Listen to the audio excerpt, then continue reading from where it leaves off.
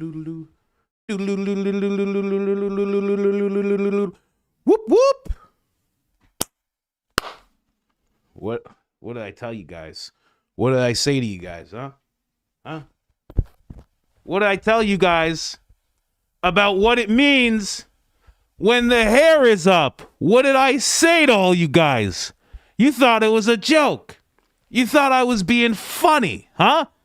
Is that what you thought? Huh? Is that what you guys thought? Come on now. I told you guys.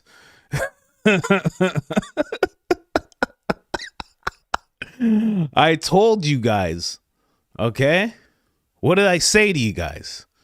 You think I had to search through that whole time? You think I had to search through the whole timeline down here to find that image? That's what you thought, right? Nope. I just clicked on the timeline and that's how she looked, because that's how she looks when the hair is up. Okay? The battle bun, as some people have deemed it. Okay? What did I tell you guys? Thought I was kidding around. That was a joke. Huh? I mean, usually I blow past these milestones of mine. You don't even see my play button. It's in the corner on the floor. You don't even see it, right? I blow past like 1,000th episode. I was like, whatever. 2,000th episode. You don't even know when it happened. I do. Anniversary of the podcast. You don't even know.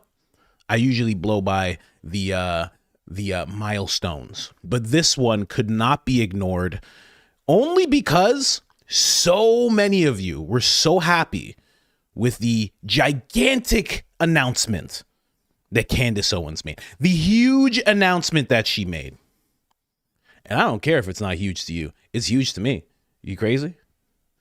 I'm listening to the podcast late because I'm trying to do my kid was going nuts. Nap time is just screaming and fighting. It was nuts. So then I'm listening and I see Fleet message me. I'm at the end of the podcast. Fleet's like, "Oh my God, Candace mentioned you. She messaged me on Discord." I'm like, "What are you talking about?" No, she didn't. I'm like at the last almost 5 minutes. She's like, "Yes, she did."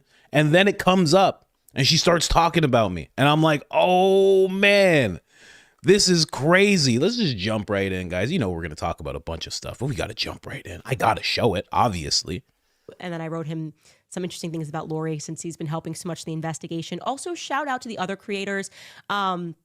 Coach Colin, my husband was cracking up the other day because he showed me this clip of you where I didn't know this was a thing, but they say that Coach Colin started this thing where if my hair's back in a bun, slicked back, it means I'm ready to do battle. I'm ready to do battle.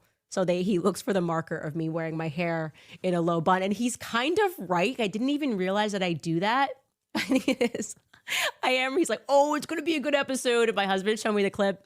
I wanted to let you know that it made me chuckle. Also, I absolutely love Lionel's channel as well. I am a huge fan. There's just something about him that just gives me the vibe. You know, I grew up, I was really close with my granddad, and he's first off, he has an extensive vocabulary, not a Lori vocabulary. He actually makes sense. He's formerly a prosecutor.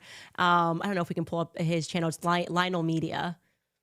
But all of these YouTubers, just so you guys know, I love watching your stuff, and I don't shout you guys out nearly enough for how much you make me or my husband laugh. But the hair conspiracy, I'm a subscriber, Coach Colin. I do believe that I'm putting my hair in a low bun when I really want to do battle. I'll be like, just put it in a bun. So when I want to do real hood rat stuff with my friends, that is what I do. Yep, that's Lionel Nation. That's another fantastic channel. And he's just very funny, and it's great. So anyways, just wanted to say thank you to all of you guys, and that I see your stuff. And sometimes I just forget to comment on it, that you do bring joy into my household, and I do jump on their streams a lot, and they're putting in a lot of work. I mean, Baron's doing 3-hour episodes. Whoa. There we go, ladies and gentlemen. Thank you so much. There we go. She's laughing. That is what I'm looking for. Not looking to be Columbo. Not looking for anything like that. My end game is making people laugh. So I'm so happy that they actually enjoyed it.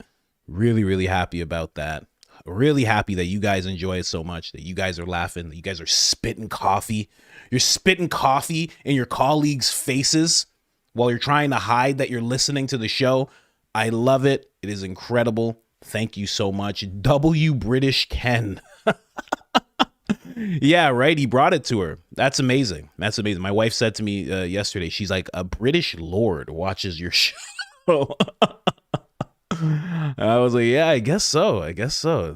It's a wild world we live in. But there you have it, guys. I told you. All right. I hate to say I told you so, but I think it's pretty obvious. Okay. The battle bun engaged. All right. And the reason that I'm actually bringing this up, this huge announcement, is because, you know, it's one thing for a really cool thing to happen to you like this, but it's another thing when there's like hundreds of people who are really happy for you. That's the more rare thing, I think. When good things happen to people, they don't always have people around them who are really happy for them when that thing happens. So the fact that you guys are all so happy about it, I've gotten hundreds of messages, so many messages. I think even that lady that I shouted out, Christine Flikiki, I'm not sure how to pronounce her name. Even she messaged me, and I you know, just out of nowhere, right? And if you're watching, I'm gonna put you on blast right now. I'm gonna read your message, right? I'm gonna do that. You are so loved. People are so excited to share with me that you use the clip, the vibe. Oh, she's experiencing what I am experiencing via me sharing her clip. So yeah, pay it forward all day long. Yeah. So just like I thought, the battle bun, that is what somebody in the comment section called it. And they are 100% right. That is what it is. She's going to war when she has. Why do you think I got the shout out now? Like, why do you think that happened? You think it's because I worked really hard? Is that what you think? No, because the hair is partially down. She's okay. She's relaxed now. So now she's like, hey, guys, me and my husband are having a good laugh. This day, she's not shouting out to anybody. Nobody's getting a shout out. That only person that got a shout out that day was Erika and Jerry Fronsby. That's it. Dr. Jerry Fronsby, Uncle Jack. Nobody else is getting shout outs this day. You kidding me? Now she's a little more calm. She's like, oh, okay, all right. But, you know, I like Lionel and Coach Colin. Baron's doing great work. Insane to be mentioned among those two titans of investigation and vocabulary. But yeah, I'm just I'm really happy that you guys are happy for me. That's an incredible thing. That doesn't usually happen again. So thank you guys so much. So many people messaging. One person said they cried. One person said they cried when she mentioned me. It's hilarious. Absolutely hilarious, guys. Thank you guys so much. Really, really, really, really appreciate it. And there you go. There you go. She has seen the show. She has seen what I do. I always assume people hate me until I hear differently. And I guess I've heard differently. I guess she is okay with me. So that is a relief. That is a definite relief, because I thought she might have just hated me all round. Can't explain why. It's a confidence thing, I think, but that's just what I thought. Anyway, somebody said I farted with glee. You know, just all sorts of reactions. I got people spitting out coffee, farting with glee, crying, laughing, slapping knees. You know, have to pull over their car because they're laughing too much. I mean, these are the reactions I'm looking for. I'm not looking to be Columbo. I'm looking to make people laugh with that type of fervor. Okay, to take a little bit from Lionel here, dig into the vocabulary back with that type of fervor, which I'm not even sure if I'm using that word correctly, but I feel like I've heard someone use it like that. Anyways, guys. Really, really appreciate the love from all you guys. You have no idea what it means to me. Maybe I will hang that play button up sometime. I don't know. You know, it's heavy too. Like, it's covered in glass. I just feel like it's a little pretentious to be like, oh, here's my play button. We'll see. Anyway, so we're getting into the episode, guys. And honestly, I couldn't even take in the fact that she did it. because I'm trying to work. I'm doing work. I'm like talking with Lance. We're talking about the clip channel. Like we're like, I'm in it. You know, Lance was like the last person to know. He's like, hey, do you know? I'm like, yeah, I've gotten 600 messages so far. I couldn't even take it in. I really don't like to take in positive things, right? I know that sounds terrible, but I'm just like, if I get too happy, something terrible is going to happen. So I'm like, I'm just going to calm down about the whole thing. But very pumped about that. I have to say, very pumped. Next is Joe Rogan. One day Joe Rogan will mention me as well. He will have to. He will have to. And like Candace Owens, it will be about the comedy. It will not be about investigation. It will not be about anything like that. It'll be about the comedy. That is the goal, ladies and gentlemen. I can't wait till I tell you guys about tour dates. I can't wait. That's what I'm really waiting for. You know, I'm really waiting for the tour dates. But anyways, guys, let's jump right in here. You know what we're going to talk about? We're going to talk about BOC7. Bride of Charlie, Bride of Chucky 7. Okay, and we're going to discuss Erika, the energy between her ex and her seeming way realer than the energy between her and Charlie. We're going to talk about Tyler and the leaked call. Then once we get past that episode, I found a picture of Uncle Jack. Shout out to the person who gave me that picture of Uncle Jack, not the person who gave me the joke picture of Uncle Jack. No shout out for you. I might show that picture. It was actually hilarious. But somebody sent me a picture. Then, of course, we're going to show the tags and the attacks. And then a very good question for Erika. Turning Point is absolutely desecrating Charlie Kirk's podcast. We're going to talk a little bit about that. Graham Allen is talking a bunch of low IQ crap, as always. And Tucker Carlson is receiving attacks now. And the next cash grab from Turning Point. I know Candace Owens mentioned real estate, but there actually is another cash grab in the works that Turning Point is currently working on. It was announced by Tyler Boyer recently, actually just yesterday. He was talking about it on X. So I will show you guys all of that, but let's just jump into the episode here. As you guys know, we covered this in the morning. Candace covered it in the afternoon. The whole thing about Erika, you know, having her own company, her being covered in glitter. It's very biblical that she is to sell hats and be covered in sparkles. It's biblical is what she was saying. It's a very biblical thing that I've stepped into this role and I'm covered in sparkles and making all this money. What are you talking about? What are you talking about? It's biblical, she said. So Candace broke down this whole thing. Candace gave us a lot of really good information. Okay. So the company that Erika started, as you guys know, the company that she started did not start before she met Charlie. It actually started after she met Charlie. It wasn't registered. Candace even knew when it was registered, everything. Proclaim is what it's called. Proclaim. I've never actually, you know, I should actually look into it. Have you guys looked into this at all? Proclaim clothing? Proclaim. I'll just put clothing. Candace said the website, but okay, there it is. Wow, it's already known. Proclaim 365. You want to see it? I sure don't. It's just pyrotechnics. It's just her covered in sparkles. T-shirt covered in sparkles. Nope. I mean, okay. All right, I get it. You shop for baby. I'm not going to look at the baby stuff because then I'm going to get upset. So it's just a website, right? This is what she was talking about. Like, I have this business, just so you guys know, and it's been running on its own. Like, I know what this is. I have one of these too. You have a shop and they print out your stuff. That's the business she has. When people click, it prints out, right? She doesn't have somebody doing this in the background. This is the company. This is it. It's just a streetwear. They said Noah was a conspiracy theorist. Oh, wow. Somebody get that shirt for Candace. Candace needs to be wearing Erika Kirk's shirt that says they said Noah was a conspiracy theorist. Someone needs to get that for Candace ASAP. Please, somebody make sure Candace see. George, if you're out there watching, please make sure that Candace sees that.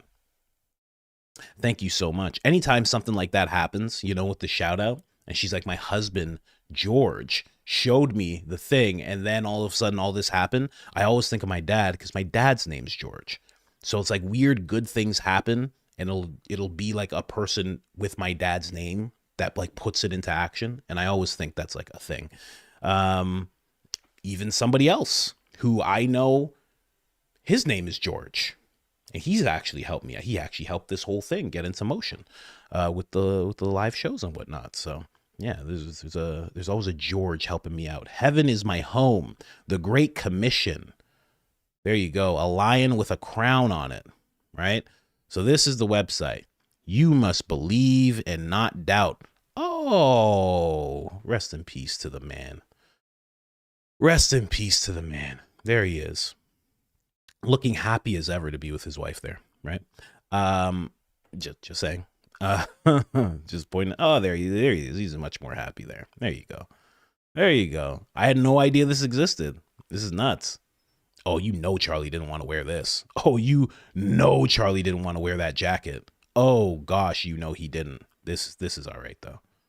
This is all right. Why didn't Charlie wear this stuff more? It's funny, you never saw Charlie wearing this stuff, huh? How interesting. So that is the website. I didn't even plan to look that up. I just, I figured we just look into it really quick. But, the question that's been posed, and maybe you guys have seen it in the comment section. She says she has this business. She says it's running, etc., etc. She's talking like as if she's an entrepreneur. XYZ, blah, blah, blah. Even if she met Charlie, it seems like she wanted to put this into action before she met Charlie. So why'd you need a job at Turning Point? Why'd you need to sit down for an interview at Turning Point? Why'd you want the position? You're about to start. I've launched companies. I've had a cleaning company that I ended up selling. I've had a video production company. When you're about to start a company, you don't look for a job. That's the last thing you do. The absolute last thing you do is say, can I get a job somewhere? You never do it. You never do it. It puts a real damper on everything you're trying to make happen. So why did she need that job? Why did she sit down for that interview? Now, I've seen people pose this question in Candace's chat. Somebody actually commented on one of my videos and said the same thing. I don't know. I don't know why you would do that. Maybe, allegedly, perhaps, someone prompted you to do it so you could meet Charlie. Maybe that's what happened. Maybe this Tyler character, because from what I know and from what you know, I'm sure, if you're watching Candace's show, Tyler is the one that set up that meeting. And Tyler claims, I really wanted Erika to work for us. She's a daughter of a millionaire at that point who's starting a company. Really want this girl to work for us. Work the way people at Turning Point work. 16-hour days. Okay. And for some reason, she sits down for the interview. Doesn't need to, but sits down for it anyway.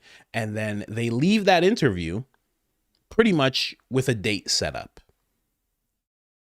I think the story has always been positioned that Charlie was the aggressor, and I've even heard this story from Charlie.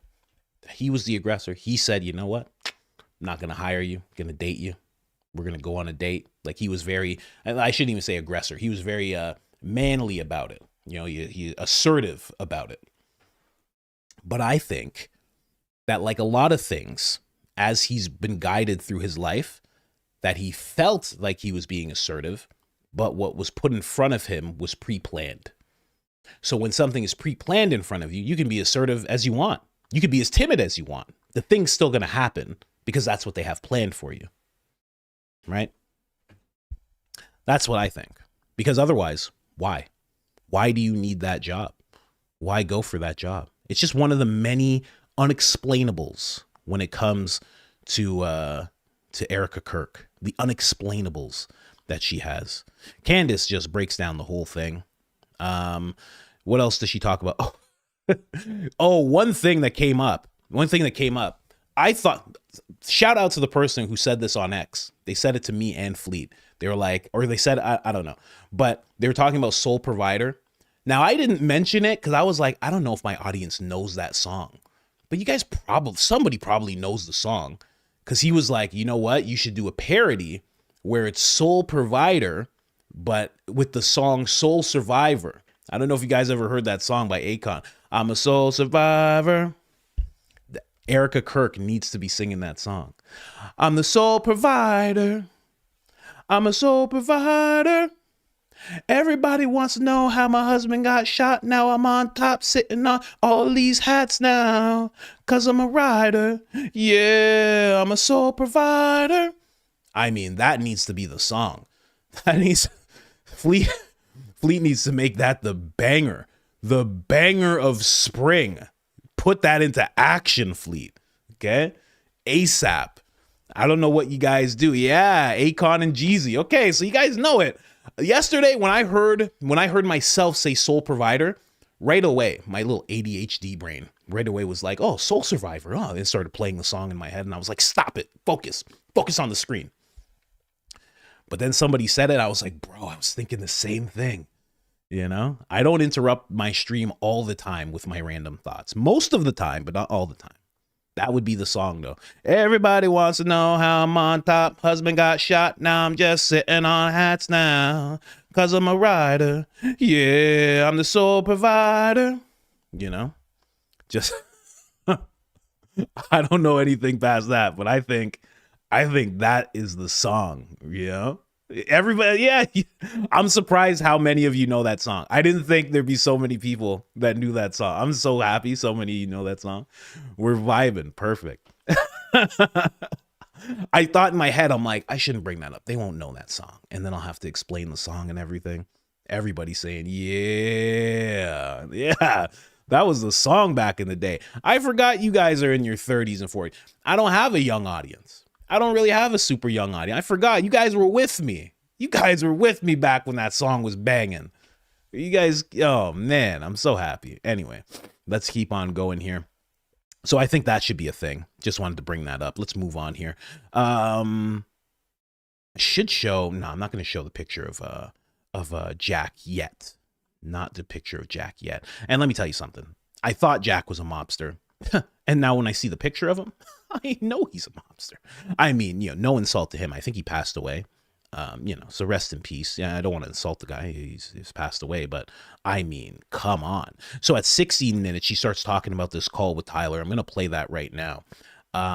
Erika, and I know a lot of you have said this. You must have said this. You must have thought this, is that she's trying to seem really good in this call for some reason, but let's play it. To hear him explain that they're opening a new office, of course, in Las Vegas, before he hands over the call to Erika, who is then going to edit herself to really make it about the children. Take a listen.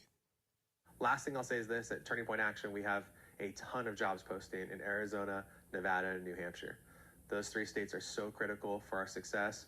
We actually just locked down. Jonah just got back from there, got the keys to a new building that we have in Las Vegas, which is really exciting.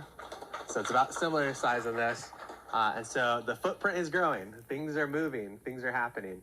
But we're going to need 1,000 more people in this room this time next year to win across the country and set ourselves up for the future. So get excited about that. And without further ado, go ahead and hand off the microphone here to the wonderful Erika Kirk. Hi, everyone. I know it's not usually normal to have everyone brought together, but I wanted to do that for a multitude of reasons. One being, I want to say something very personal and say thank you to each and every one of you. I bring my babies to the office 9 times out of 10. And a lot of you have interacted with them, and it's very sweet to me, and it's very precious to them, because then they know you guys by name, and they'll come to me and they'll say, did you know that so-and-so gave me a stuffy or something like that? Thank you. That my kids are my world, and I love bringing them here because they get to see what their father built and what you guys all continue building. So that personally means a lot to me. I just want to say thank you for that. Also, I'm going to be doing something kind of like a lunch with your department style thing because it is on my heart so badly. I would love to sit down with each and every one of you individually. I want to know your name, your face, like be able to pray for you guys and really just know you. And so since I can't do individually just yet, because that would be a long day and time and month and year to do that, I'm going to be conjoining it through departments so we can make them very small and intimate, maybe 3 people at a time, and have lunch with you guys just to hear your heart and hear your stories about Charlie. To be honest with you, that would be amazing, and your memories with him. So that was one thing on my heart, why I wanted to also just bring you guys all together. Okay, so So pissed off, just so pissed off, you know? She was just wishing that her hair was completely pulled back right now. Just so pissed off. And you know what? Honestly, when I heard this, because, you know, I have a kid and I've never had my kid be alone at all without me or my wife being present. So that kind of, it's so weird to me to hear that, because it's like, I don't know. That means your kid's like wandering around and like so-and-so gave me a stuffed animal. Like, what's going on? Are they just wandering around the office? Is that what's happening? Isn't it a big office? Are there a lot of people? Shouldn't that not happen? Like at all? I don't know. That's just me. I think I would be an overprotective parent. I think I am in that range of being very, very overprotective. Never let my kid be alone with anybody. Don't care who it is. Grandparents, aunts, uncles, friends. Nobody gets to do it. Nobody. And if it does happen, which is gonna have to happen when we have a baby, I'm going to have different people from different walks of my life around, because it's gonna be like they're all gonna watch each other. You know, they're all gonna report back on each other. You know, that's the only way I can do it. I just feel like that's what you're supposed to do as a parent. I don't know. This is my first time doing it, so. I figure that's just how you do it, because you don't want anything to happen to your kids. Because what we've seen everything in regards to what 3 million docs came out. Are you kidding me? How we've heard too much, right? In the past 3 years, all the stuff we've heard. Come on, I'm not playing that game. So Candace ends up going off about this. This is where she seems really pissed off. She's like, this is not where kids are supposed to be staying. Now, when it comes to the whole recording, it sounds like Erika knows that she's being recorded. I don't know if this is a Zoom call or what, but it sounds like it's almost like she knows this is going to be leaked. She's like, I just want to say, I love all you guys. And my kids are number one. They're always here. Okay. And also, you know, I'm going to learn everybody's names, and I'm going to have lunch and dinner with everybody. I'm going to cook. I'm going to make 3-course meals for every group of people I sit down with, because I'm just that kind of person. It's on my heart to do it. When someone says it was on my heart, I don't believe them. I go, nah, okay, cool, whatever. You know? Unless I really know them. When I hear somebody just randomly to people they don't know say it was just on my heart, I don't believe them. Because I've had things on my heart to do, and I just do them. I don't say like this was just on my heart to do. Like my friend who's going to have a baby today. I've been praying for him every day for like the entire pregnancy. I don't say, hey man, it was on my heart to just pray for you guys. I don't say that out loud. I just do the prayer. It's ridiculous. I don't know. That's just me. Nitpicking, perhaps. I don't know. But that's what it seemed like. How's she going to learn 1,000 names, by the way? Huh? Aren't there thousands of employees? I just want to sit down with each of you. I want to learn your names, your faces. I just want to, you know, go through your phones. I just want to see if you have any communications with Candace Owens. I just want to see if she's in your watch history on YouTube. I'm just looking. That's all. I just want to know who you are. I just want to understand who it is that I'm going to have to fire. That's all. Erika, you can't put on sparkles right now. What? Huh? Sorry. Does anybody else want sparkles? Anybody? No? You guys sure? Putting glitter everywhere, you know? It's just on my heart to learn your names and your faces and your whereabouts. And, you know, if we fire you, I just want to know where I can send the intimidation team to come and knock on your door and take away your computer. I just really, it's just on my heart. It's just been on my heart to do that, you know? There's a lot of you here that are going to get fired. It's on my heart to know your whereabouts and just who you are, right? It's just really on my heart right now. Okay. Oh man. But yeah, let's keep going here. So that recording was really odd to me. That's what I'll say about that recording. Where is it here? So we got that. It read inauthentic to me. It read very, I don't know. And listen, I can easily just say everything reads inauthentic to me when it comes to Erika, and I would not be lying. But mostly, once again, okay, I said this before with the Tyler Boyer text messages. Where did she get this? Who gave this to her? Who there is somebody in Turning Point who is a gangster, and they're just lying. They're smiling in Erika's face. They're smiling in Tyler's face, and they're just like, I'm giving Candace everything. You want a Zoom call? I got another one. Yeah, listen, I got 2 Zoom call. I got text messages too. I know he's a deviant. I know. You want me to send it to you? Where is she getting all this? Whoever that person is, shout out to them.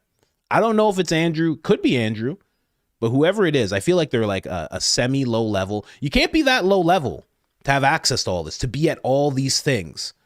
You know what I mean? You're at this meeting. You're close enough to Tyler to give text messages. Obviously, it's not one person, but I mean, that team of people, I mean, they are doing hard work right now behind enemy lines. So I do wonder who those people are. And then we move on here, 22 minutes. And that's 16 minutes in, if you're wondering. You know, first clip was 1 minute in. This one's 22 minutes in. She talks about something. This is very funny because actually, Baron actually touched on this. What Candace is talking about here. Look. So pissed off, you know? Just to make that face at any time. You're just so mad. You're so angry with the person that you're talking about. It's not even funny. So wishes that her hair was pulled back, you know? No sense of common humanity there, a common understanding of how humans should be behaving. And they're like trying to teach a hybrid what to do. So they're like, oh, okay, got caught. Remember when you were cheering about the hat sales, the merch. So this time mention how much you love your kids. Thank you for watching, my kids. I look forward to learning your names. It's all driving me crazy. The lies are driving me crazy. It's all driving me crazy. The lies are driving me crazy. That's exactly what's happening. She is getting upgrades. She is. She's 100% getting upgrades from Stacey Sheridan. Stacey Sheridan is reprogramming every day because, again, Mortal Kombat Ultra has definitely stepped up. They are at the iPhone 20 Max Pro Deluxe version of Mortal Kombat Ultra, where it's not sit down in a chair and they gotta, it's not that anymore. It's just a little do. Less sparkles. She's like, less sparkles? Sparkles are unattractive to people, you know? I'm not sure. My husband is dead. Don't say that again, Erika. Huh? But he's dead, yes. We checked the vitals just to make sure. Don't say that either again, Erika. Perhaps sparkles, pyrotechnics. You humans love pyrotechnics. I have watched WWE and I've seen many people go nuts for pyrotechnics. Shall I light some pyrotechnics? On 3, 2, 1. This is what you humans love, yes? Just pyrotechnics everywhere, you know? Sparkles. She just thinks that's a good thing. And then Stacey Sheridan's like, and then she comes dressed normal, you know, finally. No leather pants. We haven't seen leather pants in months, right? No weird doily type of things like she was wearing at the White House. We haven't seen that in months either. Thank God, you know. You know what I said to this Christina Knapp Fiki T? I told her right now, if she sends me a voice note of what she thinks about Erika Kirk, I will play it live. I asked her not to swear, but I can't promise anything. So if she actually sends me back a voice note, I'm going to be playing it impromptu, and I'm going to have no idea what she's going to say. But the whole thing with that, when Candace is talking about the updates, if you remember in a past episode that I played, Baron, when he was sitting down with Nisi, he actually spoke about that. He was talking about how I think he said sociopath will see something crazy going on and we'll see how everybody's reacting, then go home and they're like trying to react like that. They're trying to do those reactions in the mirror because it's almost like they're like, when this thing happens that I'm completely emotionless to, this is how people react. These are the normal people. This is how they react. Now I'm going to go home and I'm going to do what the normal people do, you know? Literally just Mark Zuckerberg, right? That's just what Mark Zuckerberg does all day, you know? I got to play one time just him talking about smoked meats, and he has a bottle of barbecue sauce on a shelf in his office, like up high. Sweet Baby Ray's. Oh, I just love Sweet Baby Ray's. It has sugar, which supplies me with dopamine. And as a human, I love the dopamine. All of us, let's all have a good hit of dopamine. Would you like some dopamine? This will make you feel as though you are on another level. Do you want dopamine? We will all crash from sugar in minutes as we are all human. But for now, it is good mouth pleasure, yes? That's that's Mark Zuckerberg every day of the week. Let's keep going here. Candace Owens episode. I love just doing breakdowns of these episodes. She's going to be back tomorrow. She said that she's only going to have like one episode left of the series, which I find interesting. I don't know how that works. Now, this I'm not even going to play just because I've actually been getting in trouble with what I've been talking about. You know, the redacted island boy, you know, they don't like that. You know, the two people who gave the deposition, they don't like me talking about them either. So they're like making me feel it in a way. So I won't even play what she said, but the fact that we'll just call him the island boy. You understand what I'm saying? The island boy has been giving money to, was it Arizona University? Like, and mentioning that more than all the universities. That's very interesting. Now, this brings me back to something I've talked about many times, and I still want to look into, is the fact that there is definitely, I think that there's possibly connections to maybe Turning Point and Turning Point adjacent people. And when it comes to those documents that were released, I even have to call them documents now. I can't even call them the other thing. I think there's a connection there. And Ian has shut down Webb. And he says when it's going to come back, I think it's next week, he says it's going to be a different beast. And you're going to be able to put in multiple data sets. Now, right now, the data sets are just the Island Boy docs, right? It's just that. That's all there is in there. When it comes back, you're going to be able to put your own data point in. So I don't know how I'm going to collect all the Turning Point data to make it into a data set, I think it's called. I don't know how I'm going to do that. I'm hoping maybe Lance knows. I have another friend who's really deep into the AI world. Maybe he knows, but I just want to really claw all the information and then put those two data sets together and then just start asking questions.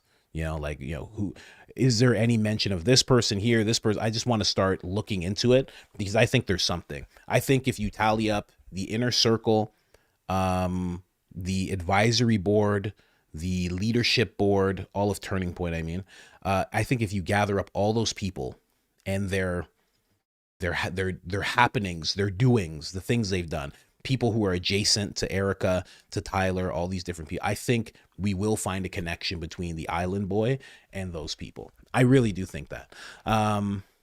Obviously, I could be completely wrong. Everything could be spiffy, right? But I would love to know, like, for the island boy, is there any connection towards the island boy and what Candace was talking about with Erika being in Chongqing, right?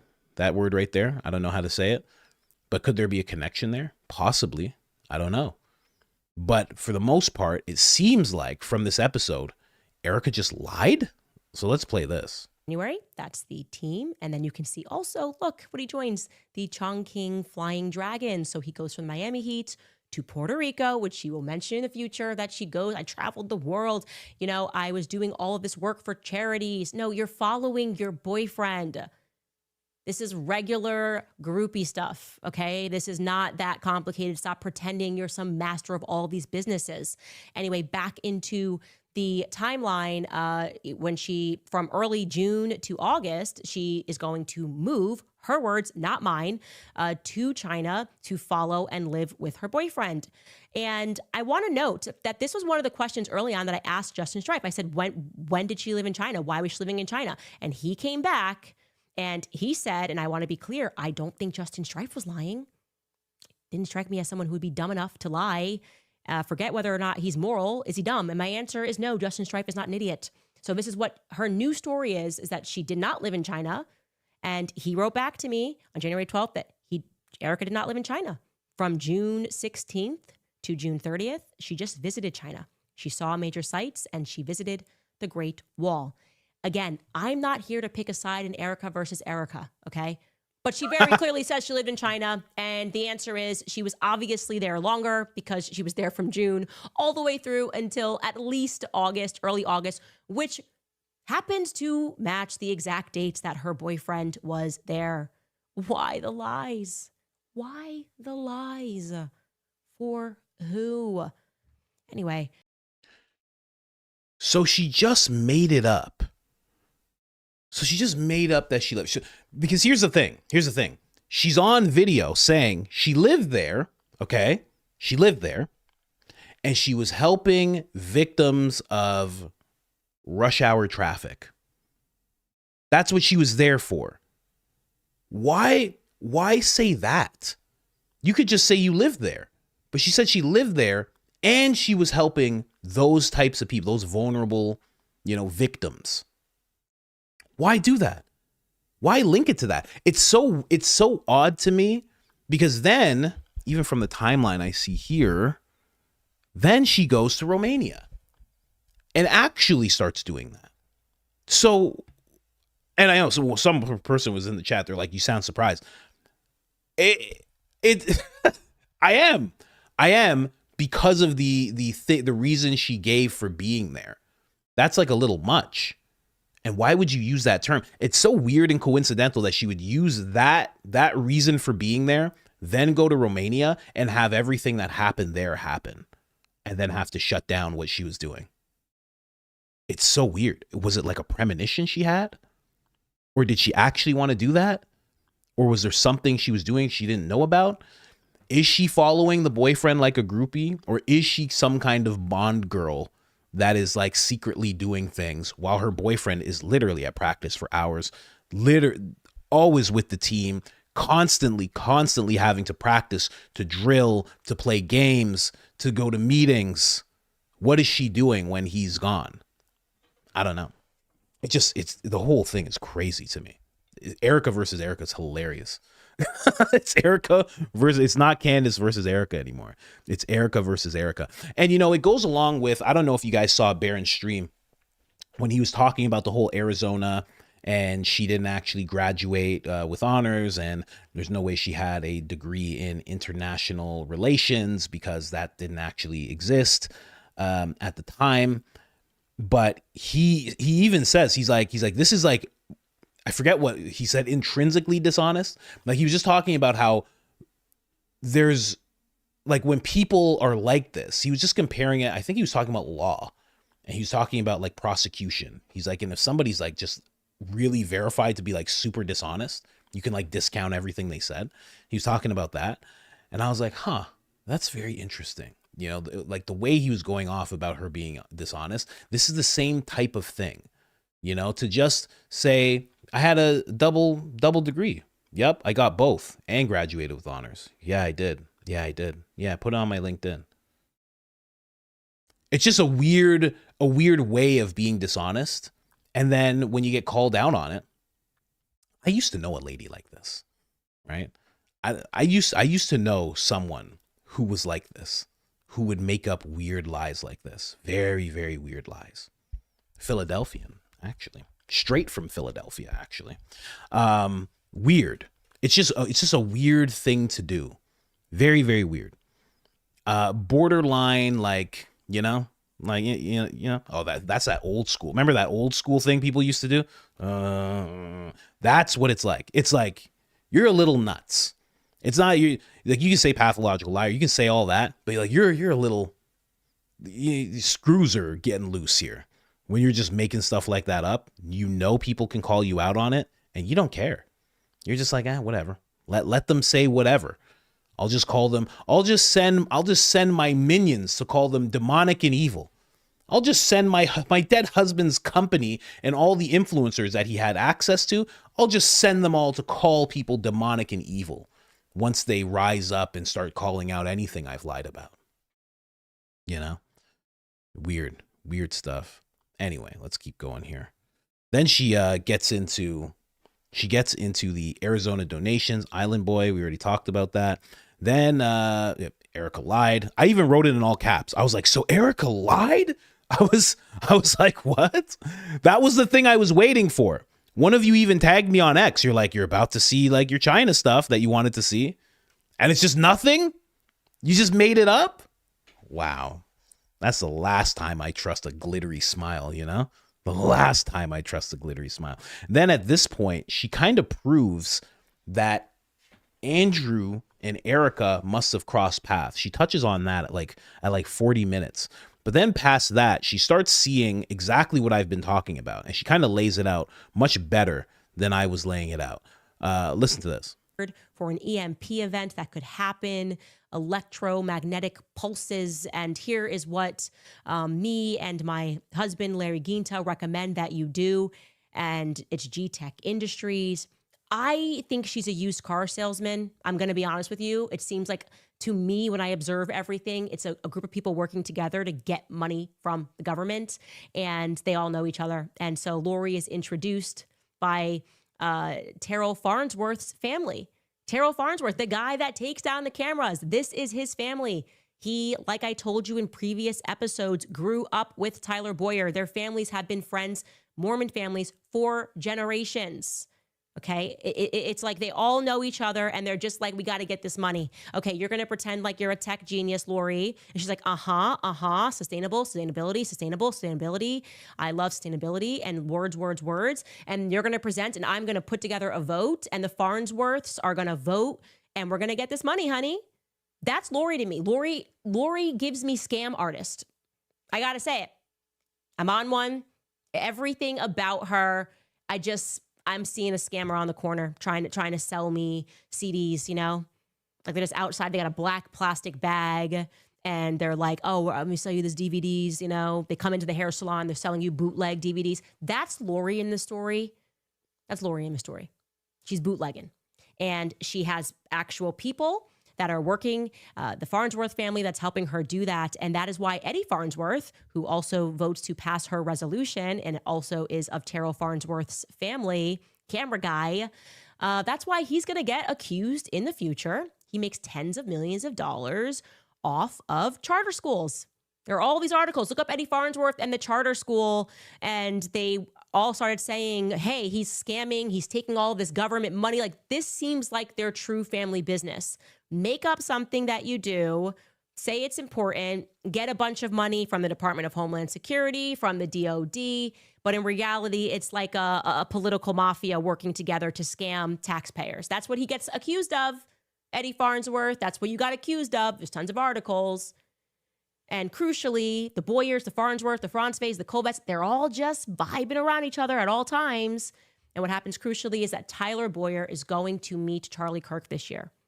It is still not clear to me how they met, but we can state that Tyler is the chairman at that time of the Maricopa County Republican Committee, and Eddie Farnsworth is on that committee, and David Farnsworth is on that committee.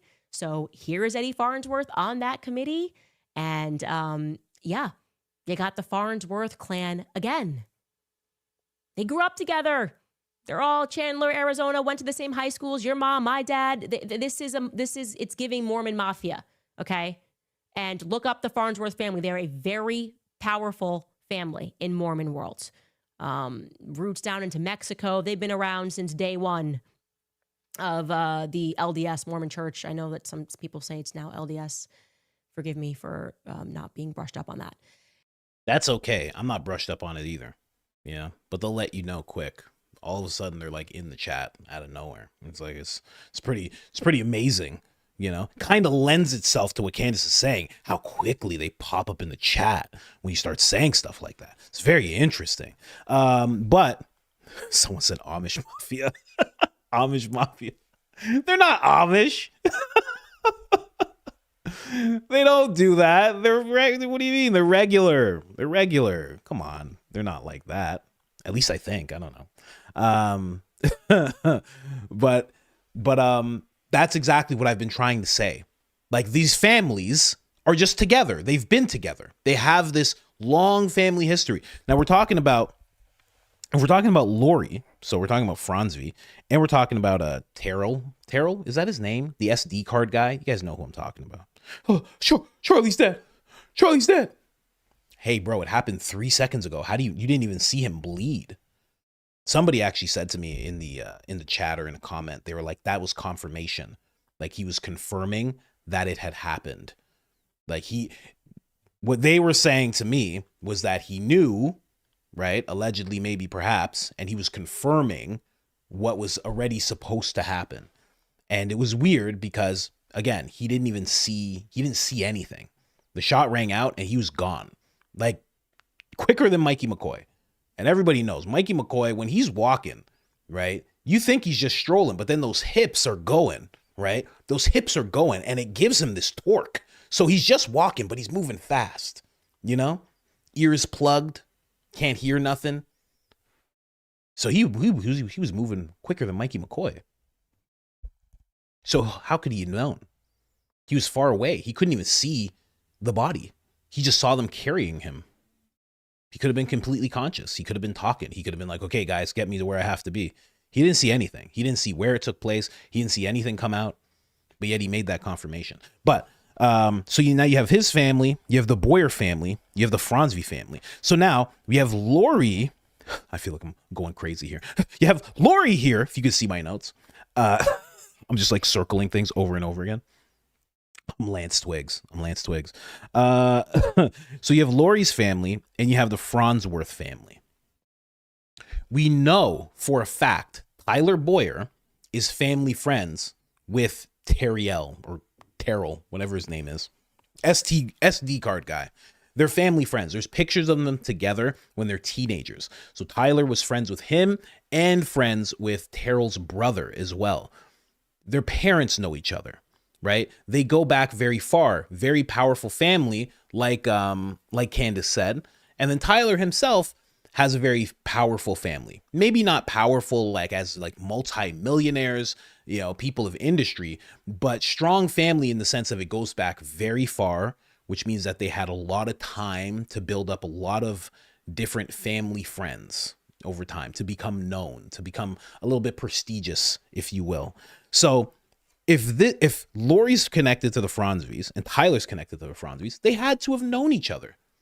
They had to have known each other before, which is why Erika called him to be at that rally in 2016, the first ever Prez Orange type of rally. They had to have known each other beforehand. And like she said, it is like some kind of mob where they're all together. And I love what she broke down. She said everything that I've been trying to say. It seems like they just get these, like, you don't know what it is they do. Someone high up, for some reason, is saying, yes, that contract, yes, clear that contract. Make sure they get that contract. And it's leading to millions of dollars, but there's no real proof that anything was done. And then you see Erika, she's doing the exact same thing when you see her talking about her own business. I have this business and it runs on its own and I don't have to be there day to day. I just check in. And it's like, do you actually? Or are you just saying a thing? You know? It's exactly like her mother. She's even trying to become her mother now, where she's talking about being the sole provider. Yeah, and obviously she is a single parent, obviously, can't take that from her. But Lori wasn't a single parent. She framed her as though she was a single parent. Now she's a single parent who's going on like as if she is the sole provider. And also Candace, going back to this, Candace did verify something I said, which was $10 million just from the work policy, I think she said. So who knows how much from the personal policy? What are we talking about? You give me 20 million, guys. I'm showing up and I'm not talking about much. I'm just gonna wing it. You give me $10 million, I'm winging it. I'm not coming with anything. I'm gonna have notes. I'm gonna throw the pen away. I don't need notes. What do you guys want to do? We're doing a cash giveaway to the first person who produces a video with them standing on one foot. Just go to a public place, stand on one foot, and scream out, "You love Philadelphia mints." I'm sending the first person to do it $20,000. I do that every day. Go broke so quickly. But we'd have fun. We'd have a great time, So the whole family's a fraud, basically. That's what it seems like. Couldn't say for sure, but that's what it feels like as you're watching them in action, Let's keep going here. Right? Calling yourself a sole provider while you have millions of dollars is crazy. Like, it's not even that because you are the sole person who's providing for your kids. You can say that. But to say it along with, that's the reason I've stepped into this role, that's where it becomes nonsense. You don't need to step into that role. You're good. You're actually good. You could actually do the right thing. And, I know you can't really judge, but I do think this is the right thing. You find somebody who's an actual CEO. But here's the thing. If you found someone who was an actual CEO who knew how to run this type of stuff and had been very familiar with that role, understands politics, understands, the faith, understands the nonprofit world, if you put them in that role from the outside, they would look around and go, what the hell's going on here? That's what would happen. You put an experienced CEO who has 20 years experience and understands these worlds. They go, what's happening? I just met with the CFO. What's going on? Hold on, I have to look at some stuff. That's what would start happening. That's why she really has to step into the role, because it has to be someone from the inner circle. Otherwise, they're going to be like, where's our 990s? What did we do? I saw this guy, Wolves in Finance. He did a video. Is any of that true? Can I meet with the CFO? Where's the COO? So that whole thing with the effort, the Doge-like effort, I think I'm supposed to do that, right? You know what? Listen, guys, I'm not accusing anybody of anything, but just for me to get up to speed, I'm just going to have that whole effort done, okay? Justin, you were supposed to do it. Can you have that done by the end of the month? Yeah, go ahead and have that done for me. And then he would realize, he'd get the report back and be like, oh my God, what is this? This is crazy. $4 million on Sparkles in 6 months? $10 million on pyrotechnics. Guys, we're a nonprofit. Do you have a mansion, Tyler? Hold on a second. What's happening here? Oh yeah, he'd go nuts. He'd realize. And he'd be like, something has to happen here. He'd call the authorities. Because he wouldn't want to be on the hook. He'd be like, hold on a second. I have to get this in check. Because if I'm on the hook for what's going on right now, I want to straighten everything out. And then he'd realize, And then they'd be like, hi, new CEO. So we organized a little speaking event for you. It's at UVU. We really like everything you've done. Everything you've uncovered is really, really good. And I know you're going to go to the authority soon. We just need you to speak at UVU before you do that. Oh, it's just, we do it every year. Yeah, it's a normal thing. No, we do it every year. We're just going to need you. We're going to set up this tent. He's going to be like, that's a white tent says prove me wrong. That's the same. Is that the same tent? Is that the same tent Charlie was under? No, probably not. Maybe it is. I'm not exactly sure. We're just going to set up the tent. The Losi Center again? Losi Center's right over that. Last time there's someone on the roof and you guys want me to just, and you know what? We have someone here for you guys, for you to meet really quickly. His name's Brian Harpole. Hey, how you doing, big guy? Huh? How you doing? Do you want a mint? Huh? You make sure you take it. It might be the last one you ever have. I'm just kidding you. So we're gonna make sure everything's locked down. Don't even worry about that, okay? Just go ahead and you're just gonna sit there on the tent, all right? And you're just gonna sit there at the tent and we're just gonna make sure you're okay. Don't worry, you're protected with us. Dan Flood's behind him, just going there, doing all these signs. Frank Turk's like on his phone. I feel like you guys are doing the same thing. This feels very familiar. What day are we doing this? September 10th. What? Next thing you know, he's gone. He's gone the next thing you know. Pyrotechnics at his memorial. They're like, it's crazy that this happened once again. We're so sad about all this. Erika's just behind them, throwing hats. Huh. Just tossing hats, Anyway. I'm sure they didn't do anything. They're nice people. Brian's like, can you put this, that Terrell guy comes. Hi, I have this microphone. It's just a big microphone with a red flashing dot on it. Boop, boop, boop. This is a very big microphone. Are you sure? Put it on the inside of your shirt. Make sure no one knows you have it on. Put it on the inside. Boop, boop, boop, boop. This microphone has a timer on it. It's like counting down. I don't know if I should. You want me to put this on? If you could just put it on the inside. Put it on the inside. He puts it on. They all just hide behind something. They're like, you're good. Is it on? Okay. You're good. You're good. Frank Turk starts doing signs.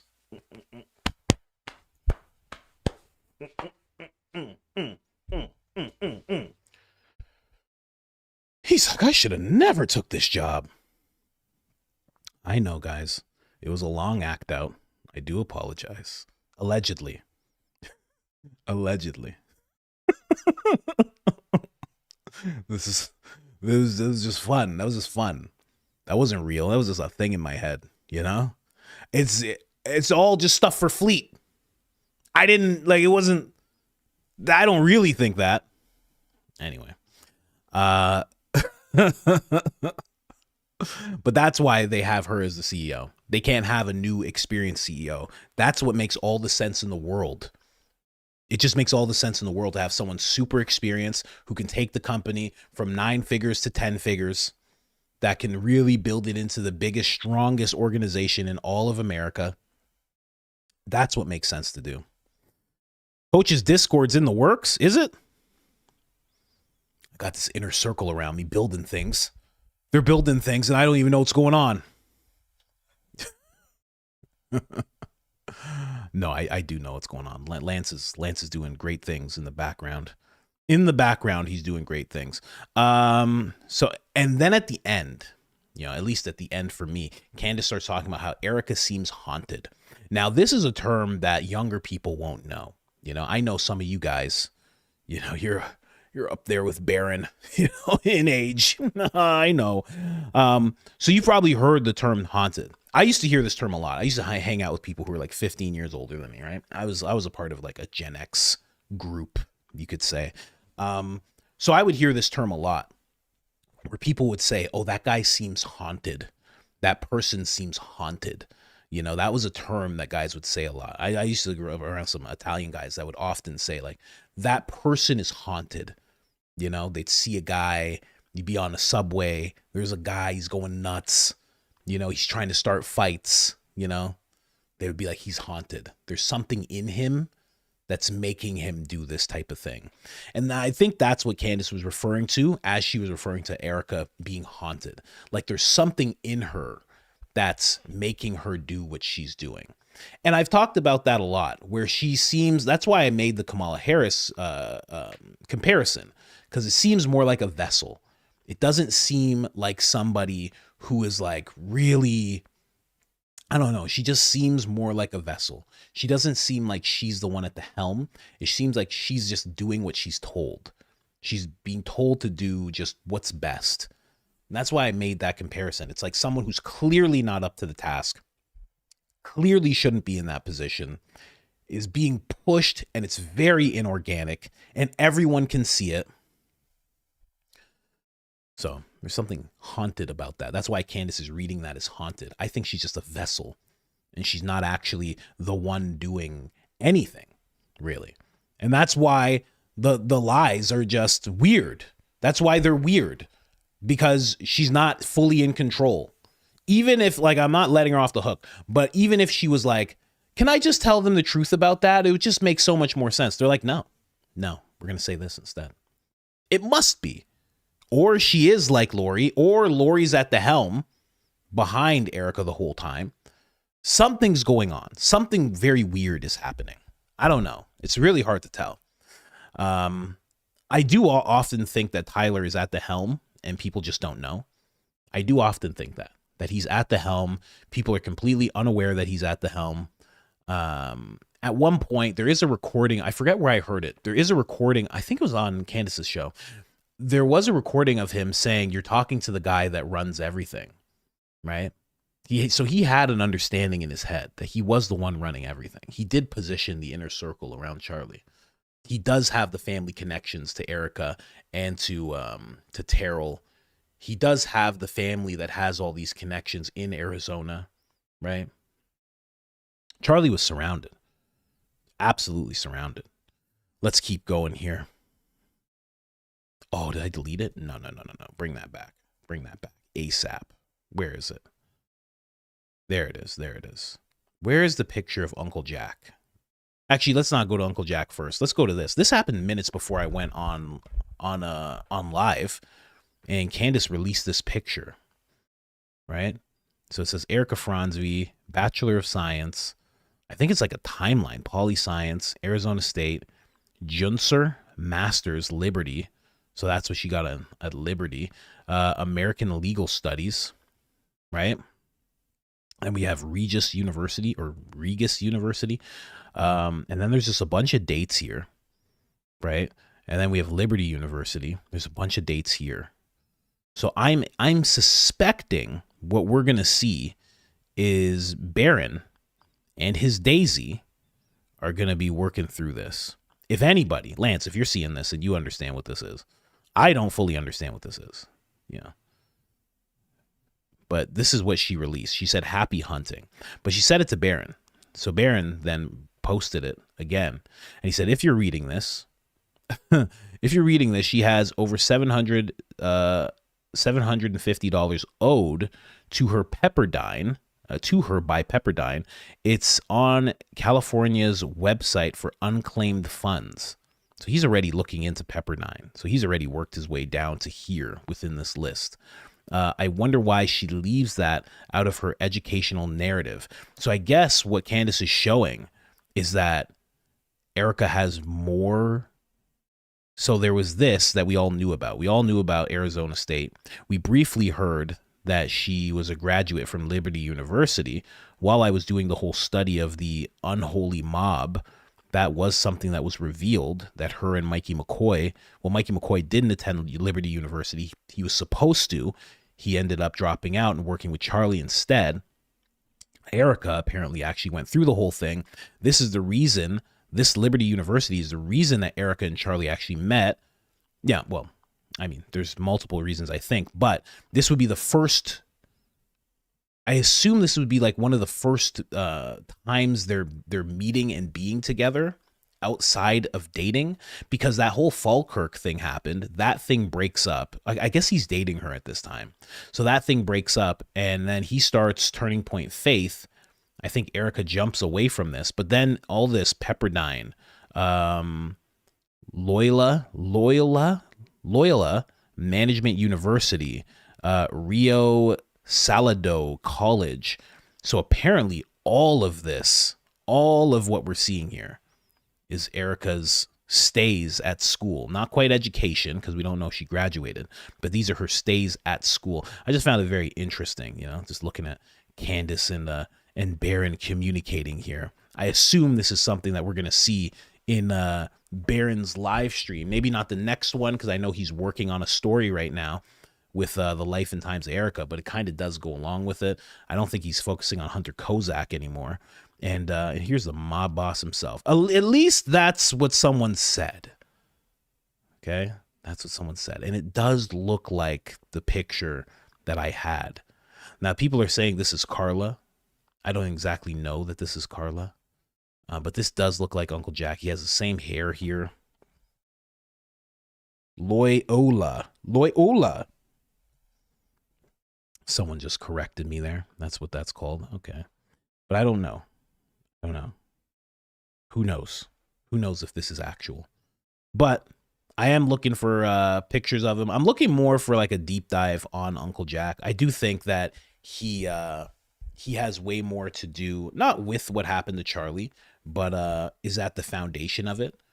Because when Candace first brings up that she thinks Philadelphia had something to do with it, and then when people start seeing everything that's happening in Utah, it just makes sense that the groundwork that was laid for the LDS, well, not even LDS, because there's multiple people there. There's military intel, UVU.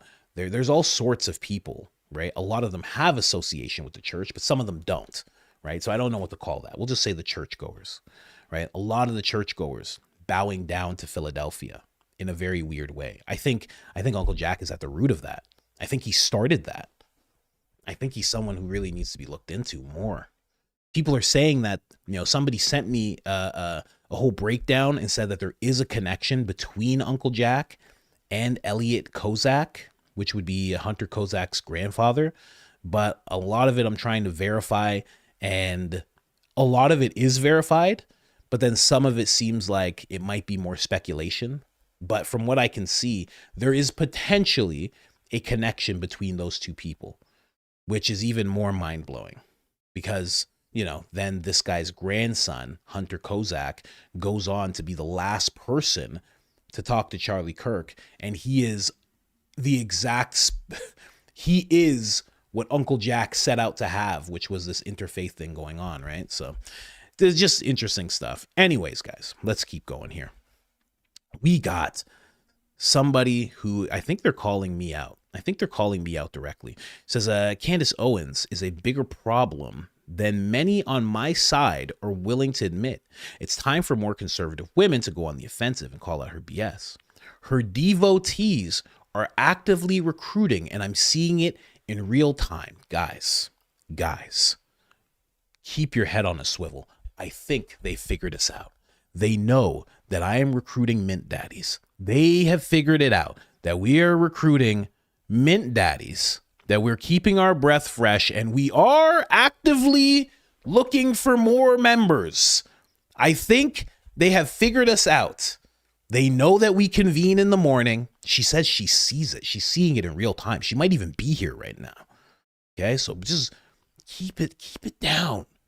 Somebody asks you what Philadelphia means, and you just go, oh, the city of brotherly love. I don't know. You just walk away, hand them a mint and just back up slowly, right? Homer Simpson, just back up into the hedge until you completely disappear. Don't let them know. They're watching us. Actively recruiting. It's incredible. Incredible. They've moved on from demonic and evil over to actively recruiting, in my humble opinion. Owens's endgame isn't just to her turning point and unjustly smear Charlie Kirk's wife. She's ultimately hell-bent on destroying the Prez and Mega. Like, come on, just ridiculous. Of course she's not alone.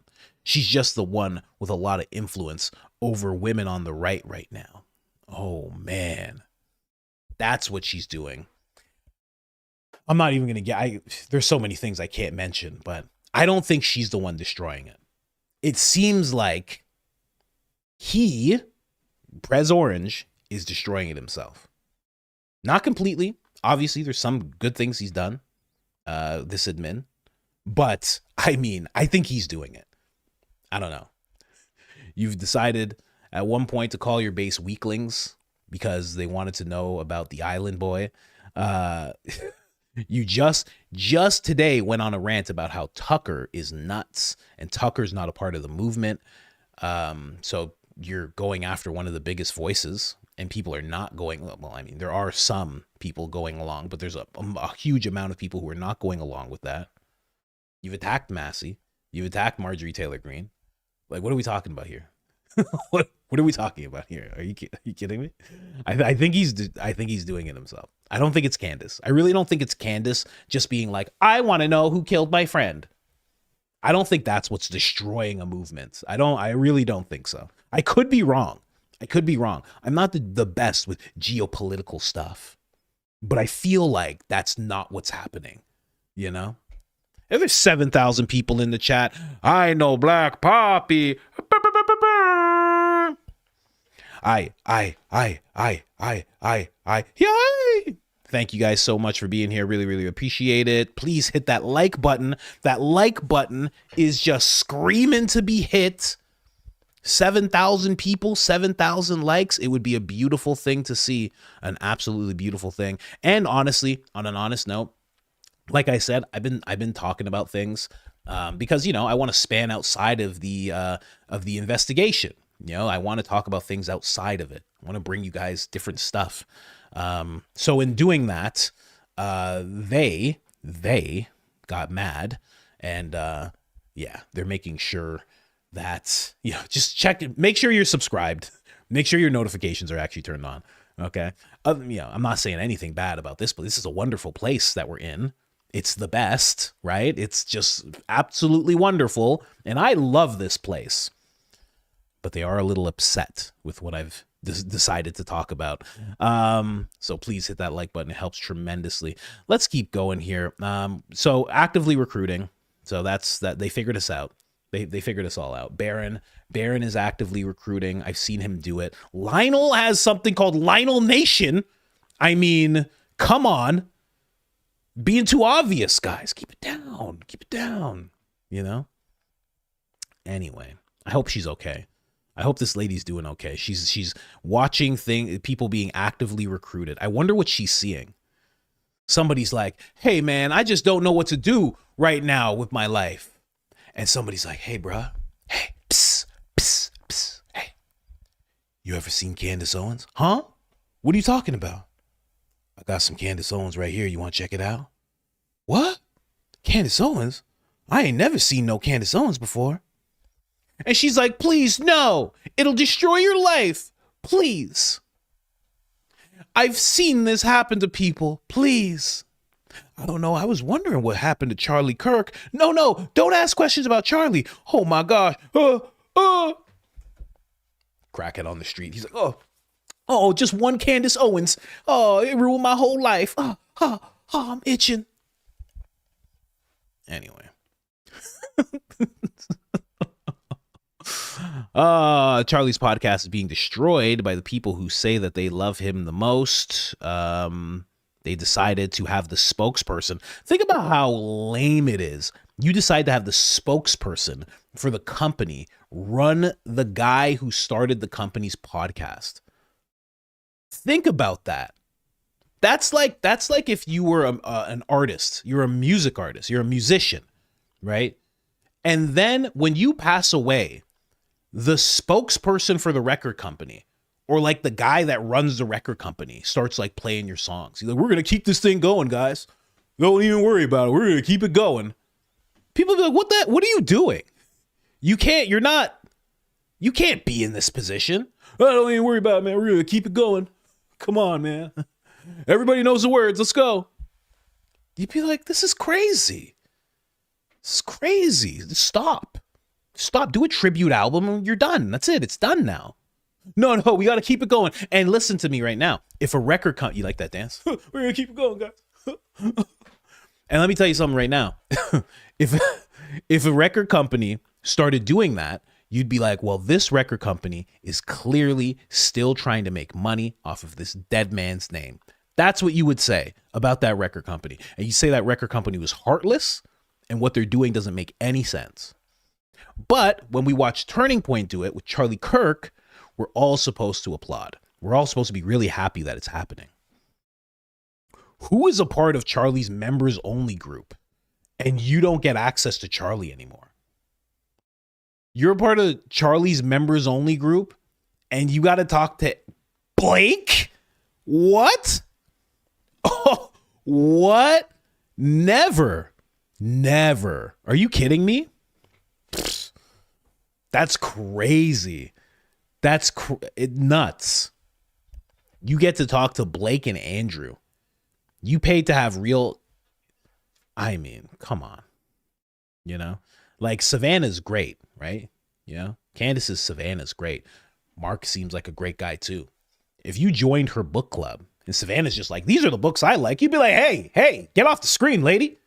What's going on here? What are you doing here? What's happening? Where's Candace?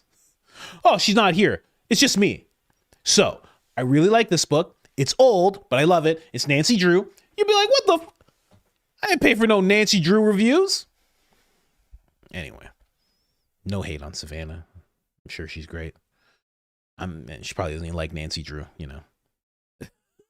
Or she probably does. Everybody used to like Nancy Drew, right?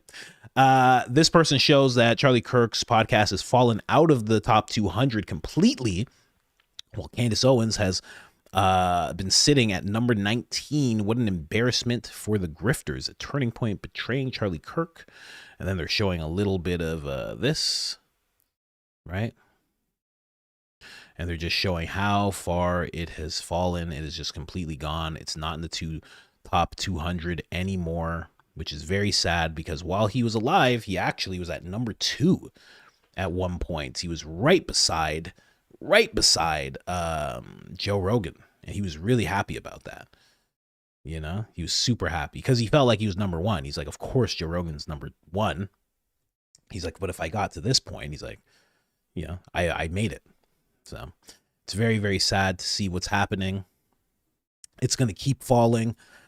People are going to keep losing interest. I know people who are diehard conservatives and they're like, I don't watch the channel anymore. Like not at all. I know many people that feel that way. So that is sad to see. Very, very sad to see. But that's how it goes. Again, I hope they take my advice. Compilations, that's all it should be. You can make compilations for years of Charlie Kirk. Because the way they're going now, one day it seems like they're just going to turn to AI. They're going to be like, hey guys, Charlie's back. And they're just going to do AI Charlie. They already said they were approached. Andrew revealed that they were approached to do an AI Charlie Kirk. I mean, you know, they said no, but if it gets good enough, you know, I've heard this theory from people in the comments. They might just take up that offer and then make it seem like it's stuff that he said in the past and actually make it like AI. They might do that. Anyways, here we have the Timu Gary from Paramount Tactical. He is the second Curly of Turning Point. He is a special reserved Curly for Turning Point. If Gary ever gets poked in the eyes too hard or he's spinning on the ground like whoop, whoop, whoop, whoop, whoop, whoop, whoop, whoop, whoop, whoop, whoop, whoop. If that's what he's ever doing, well then Graham gets to step in. He gets to be Curly. He gets to have a really good time. He gets to do all that good stuff with Andrew and Blake. So good for him. And this is what he's saying. Candace Owens is going to get Erika Kirk, just like Charlie, because of Candace Owens, because of George Farmer, because of her employees, because... Hold on, run that by me again. What did you just say? Candace Owens is going to get Erika Kirk murdered, just like Charlie, because of Candace Owens, because of George Farmer. Oh, what a dumb clip he put together. Candace Owens is going to get Erika Kirk offed because of Candace Owens? I'm telling you, these guys, they're not like what you see with Baron or what you see with Lionel or what you see with me. They have people that are doing this actively. I don't even know if this guy runs his own account. They're actively just having people do things. So this clip gets thrown together. It doesn't even make sense. Because of her employees, because of her funders, her sponsors, her backers, everyone that is allowing this to continue. What are you going to do if one of your crazy cultists goes too far? We just saw someone try to hop the fence at Mar-a-Lago to take out the internet over the Epstein files.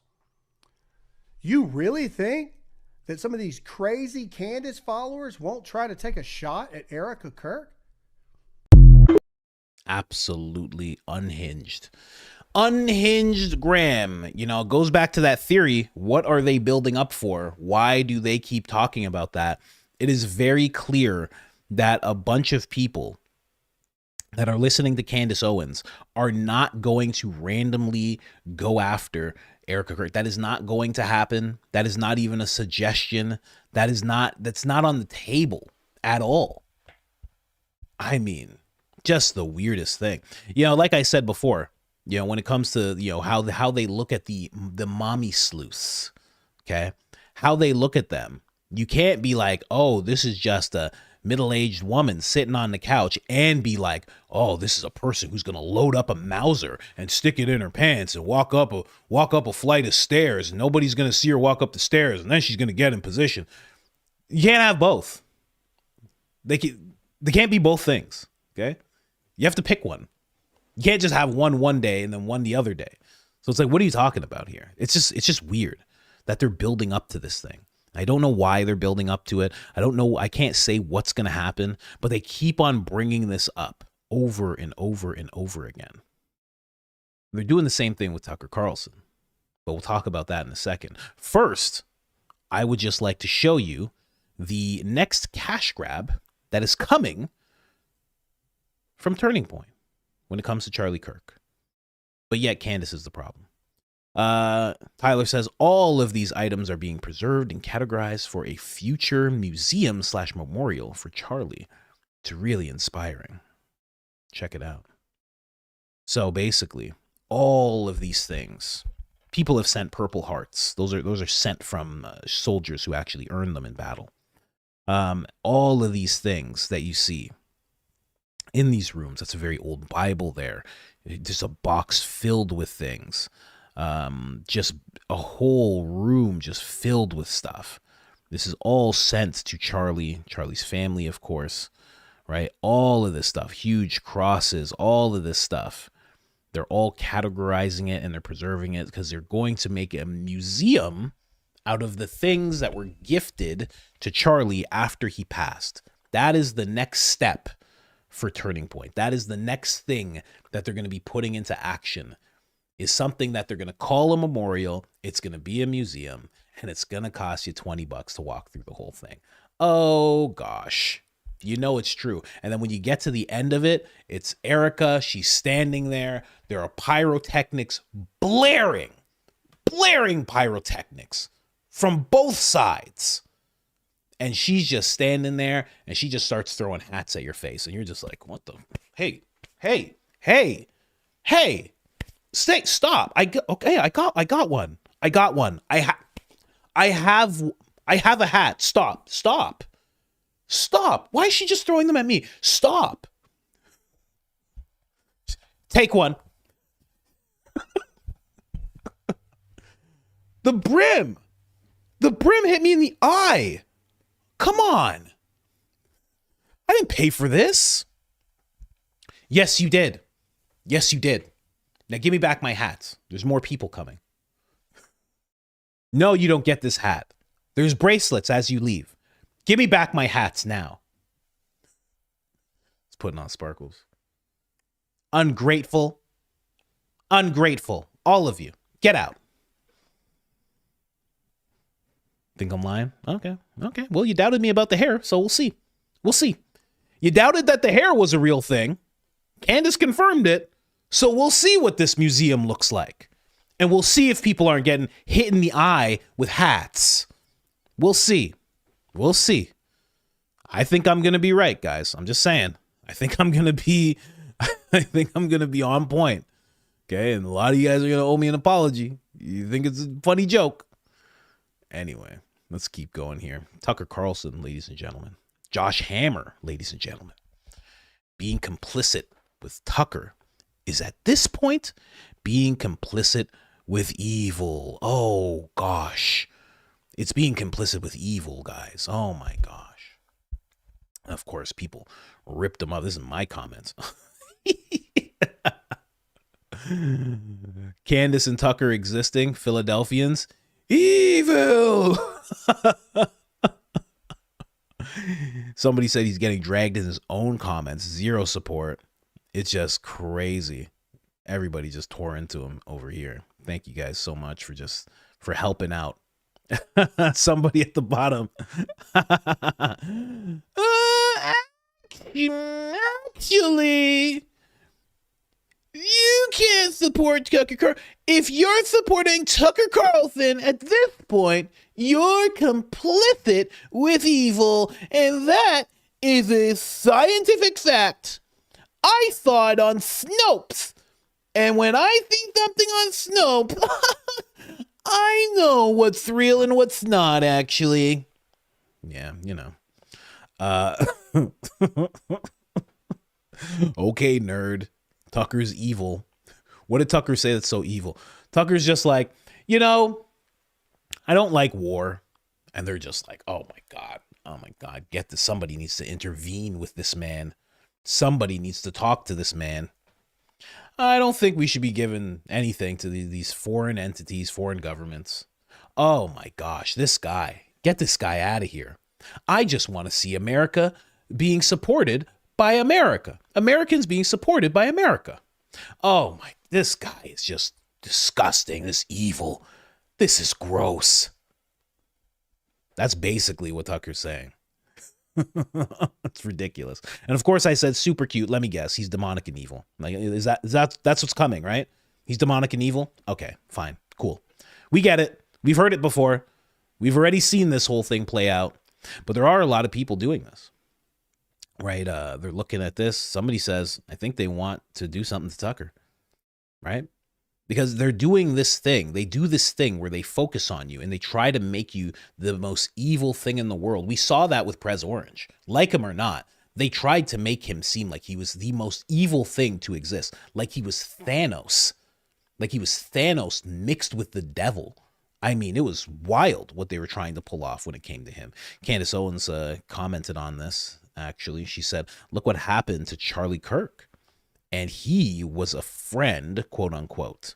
Imagine what they would do to their declared enemies. They will activate their, you can read that yourself. And it's pretty on point. Pretty on point.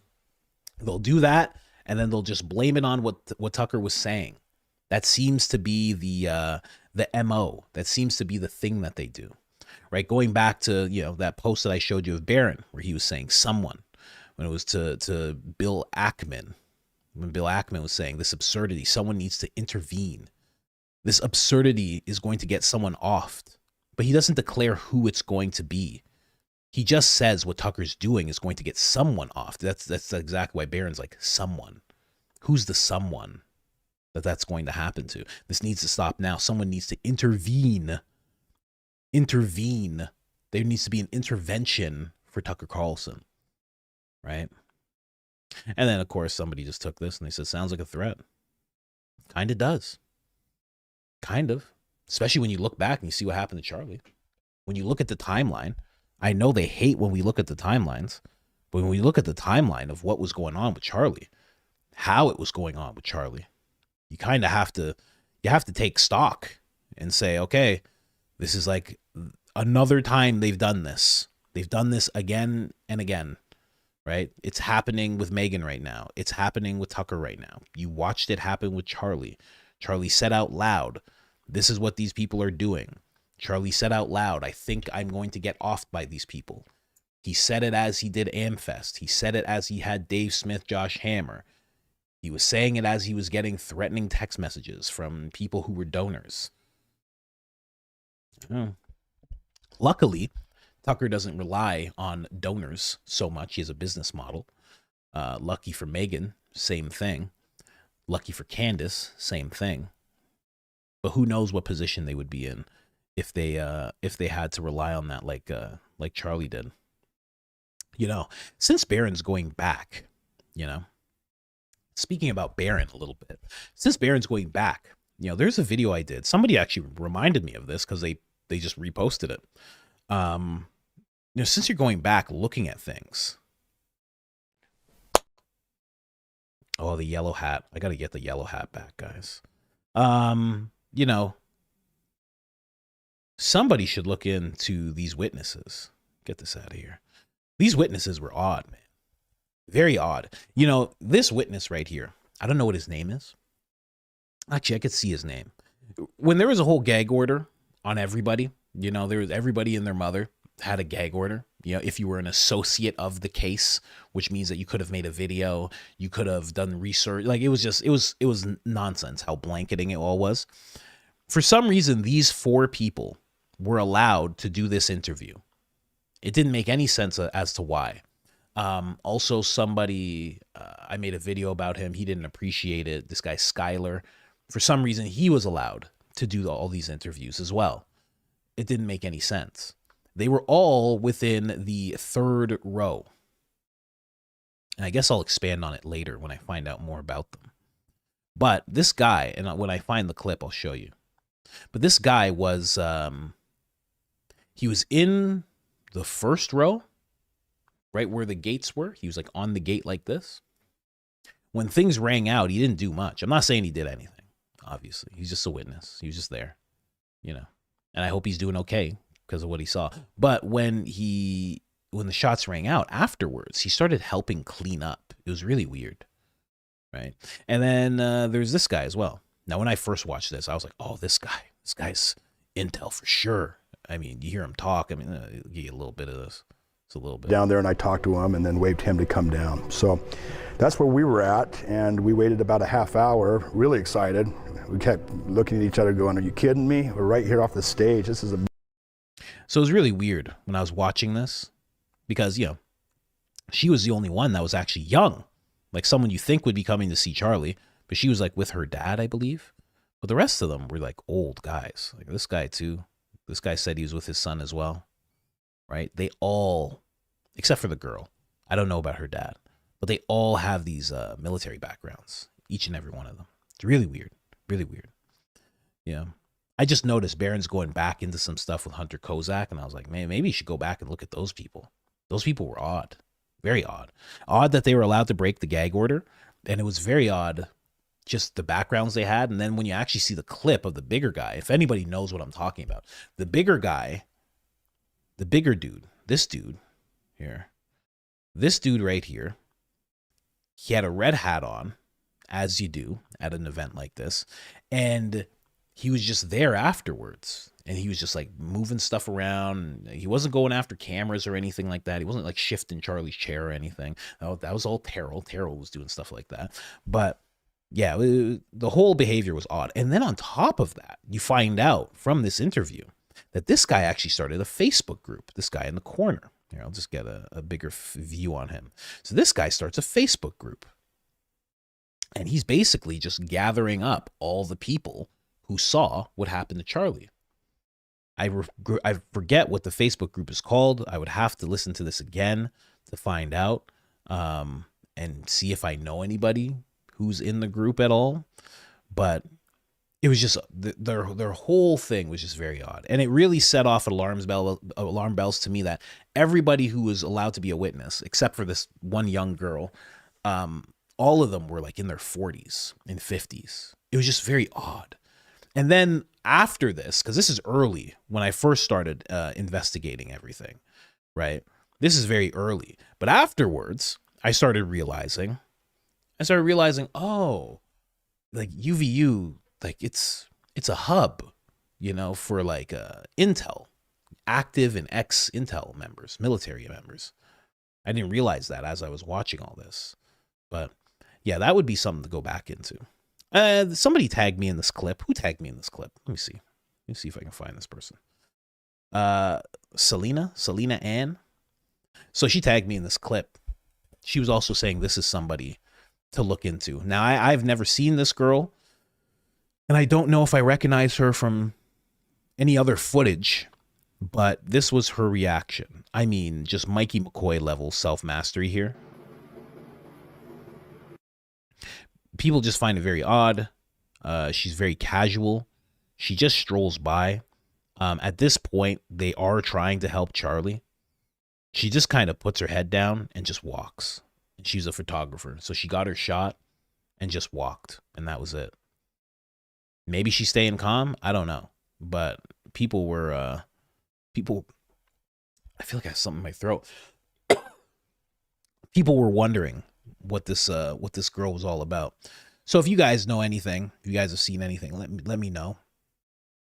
If you recognize this guy at the event, definitely let me know. I'm going to try and find the clip. This guy, Blake, usually has a lot of the footage. He's been looking into the footage for a while, and he keeps going back and he keeps slowing things down. So hopefully he has something, but we'll see.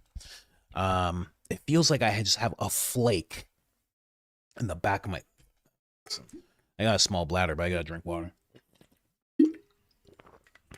Yeah, this one's my wife's. Yeah, whatever. I use whatever color. I don't care. Listen, always wear black. But cups...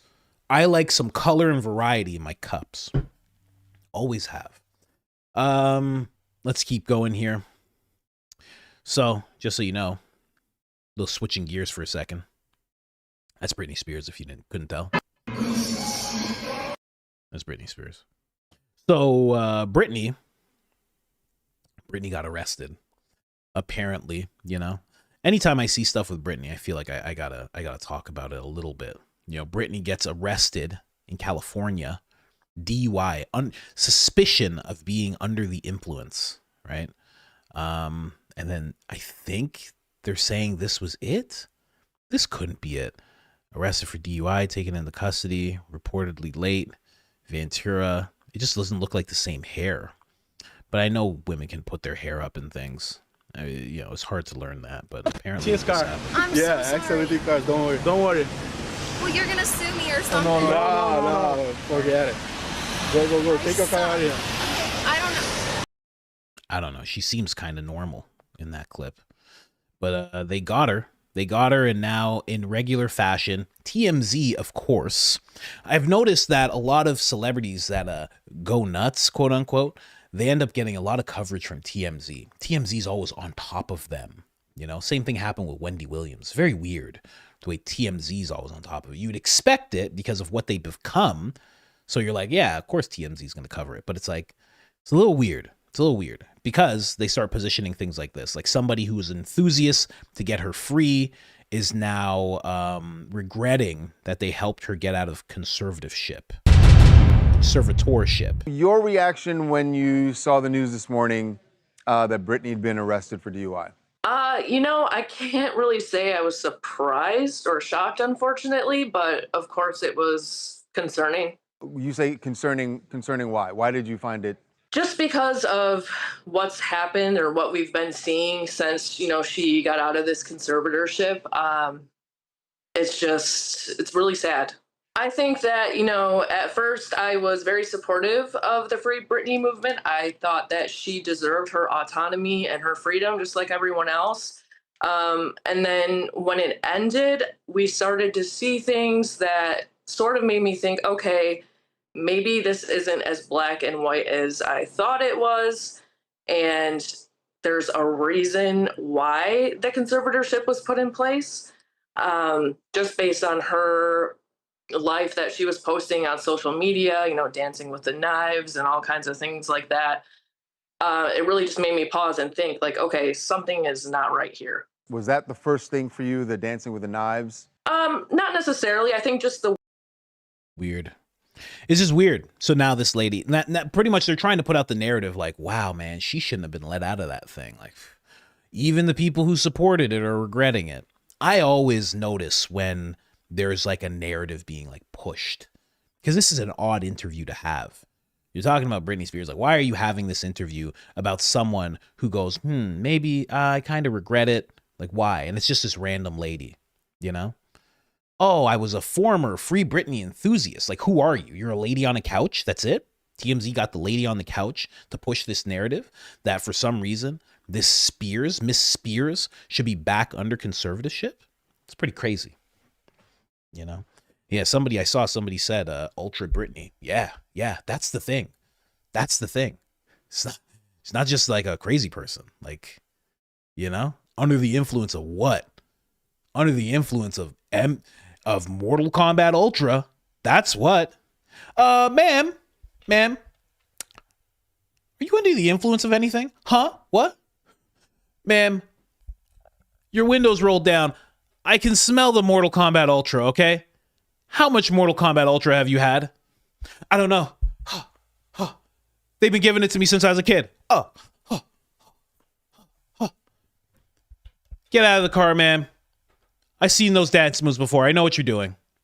What? Huh? Get out of the car, ma'am. I can't. I can't open the door. I'm going to break the window, ma'am.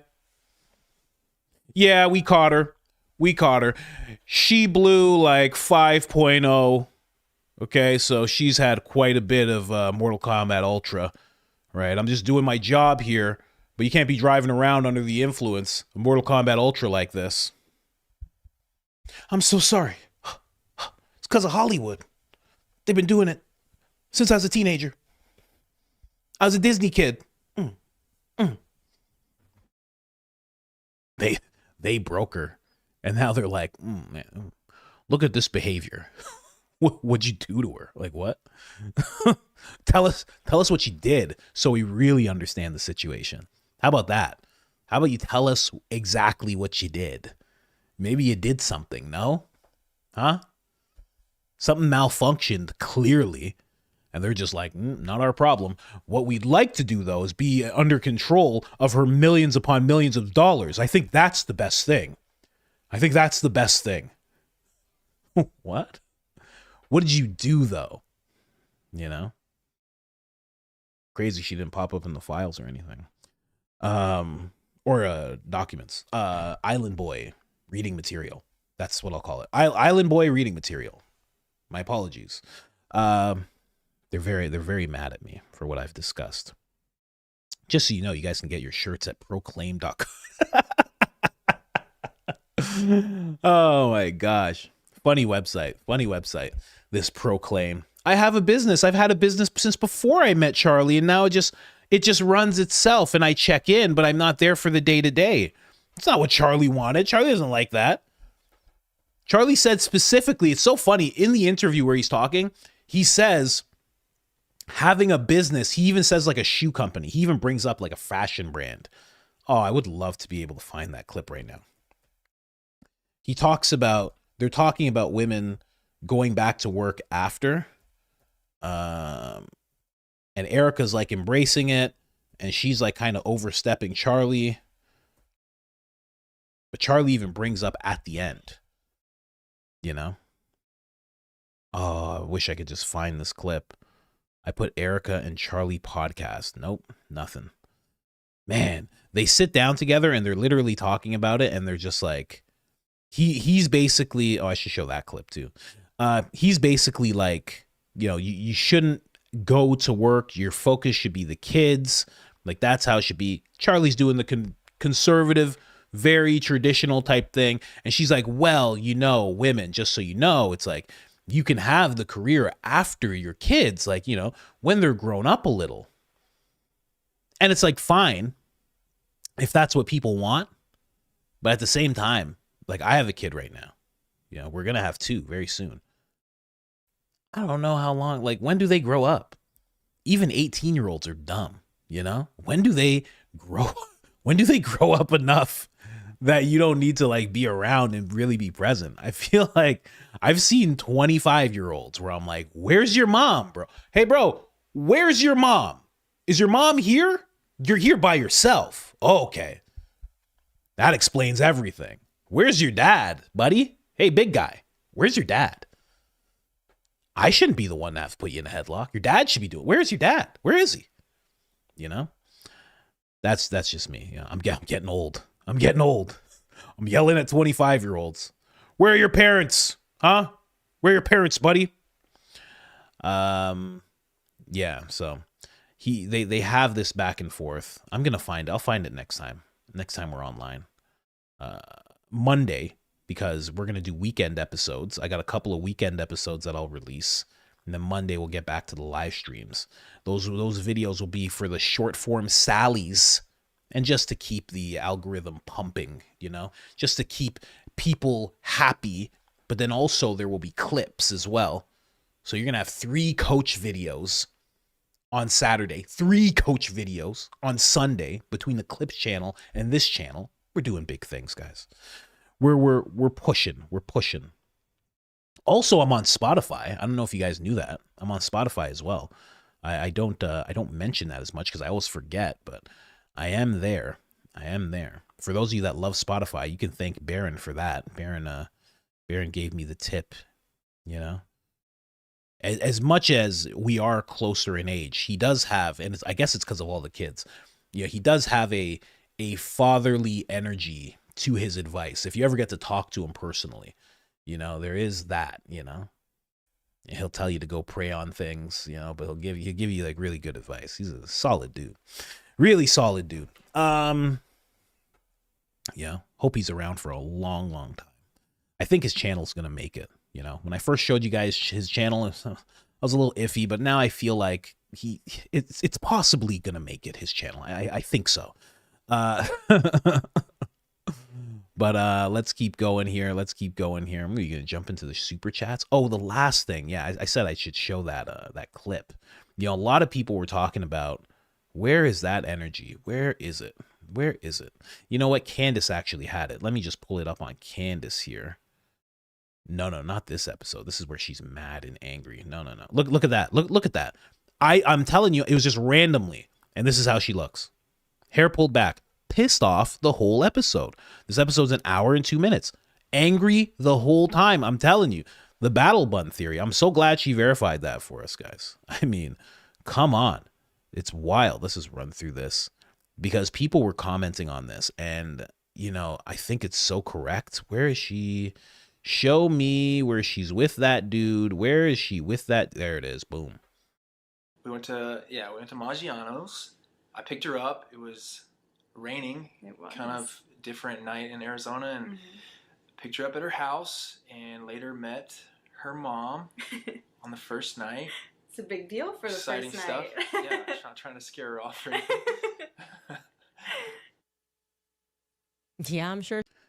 It seems like the energy, and I saw a few people comment on this, the energy with that guy is way different than the energy with Charlie.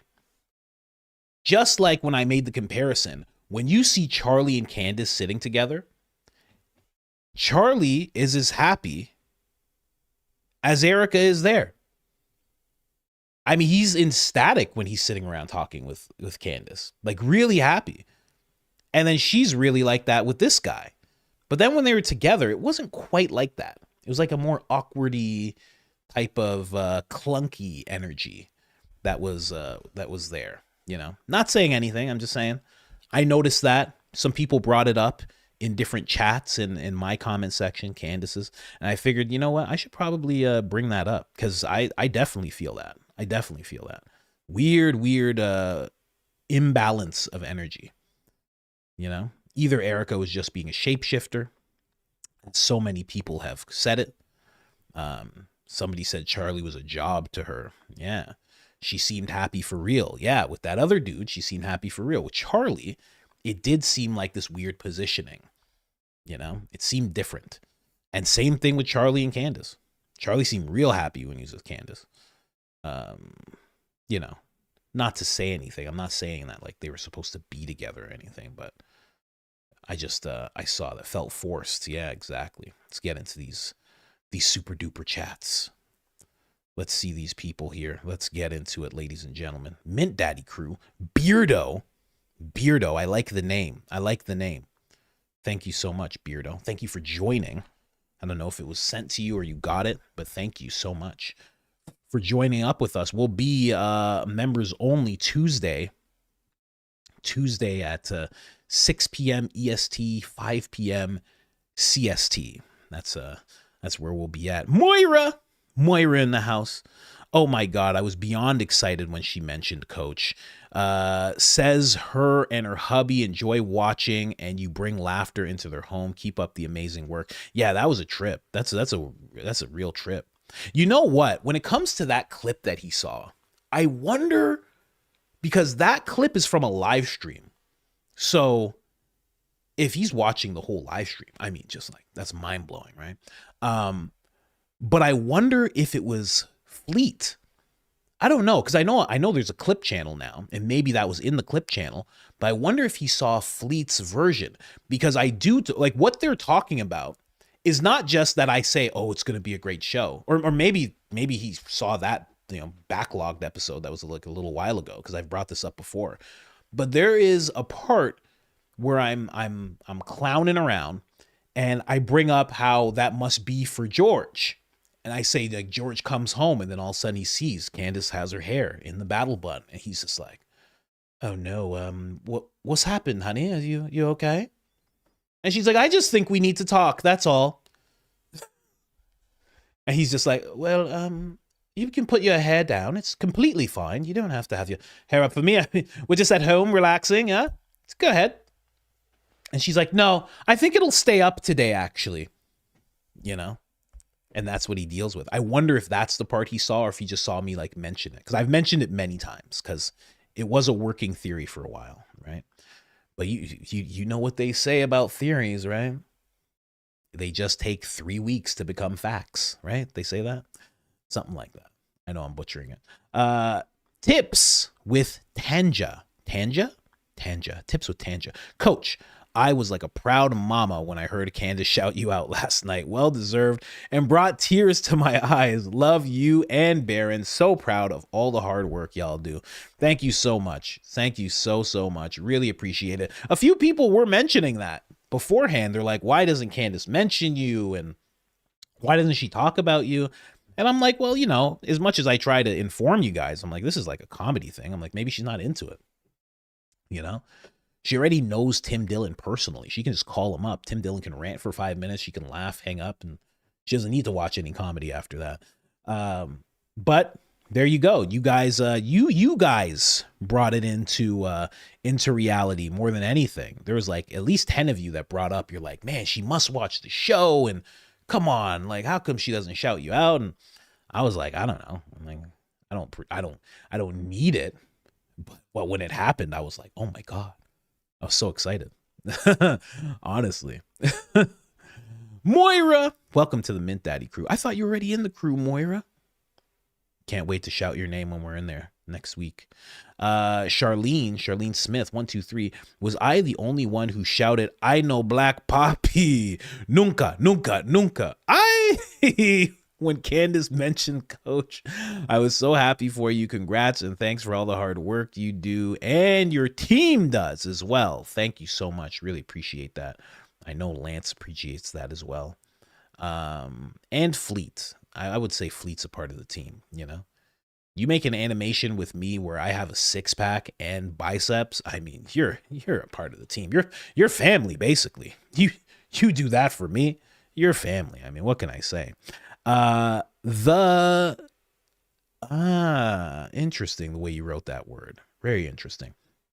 Watch Coach comes on with his hair pulled back.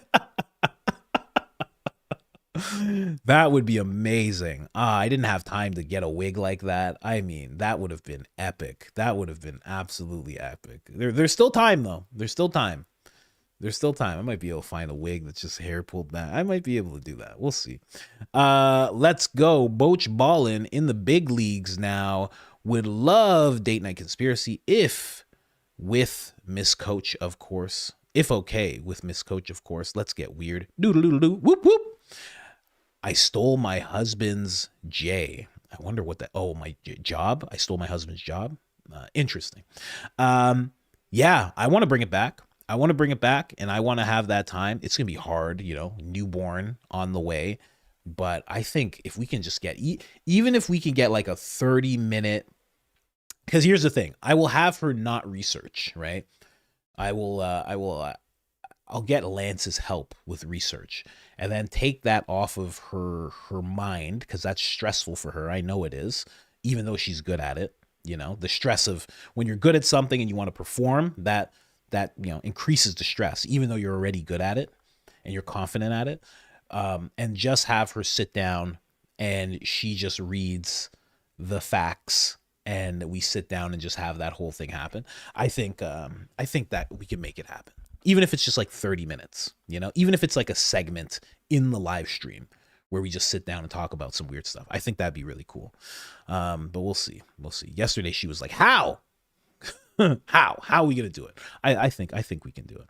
AF 1925. First time watching Coach live. First super chat. Christ is King. You are in my prayers daily, along with the rest of the Warriors. Candace, Baron, Ian, thank you so much for the prayers. Truly appreciate that. Thank you.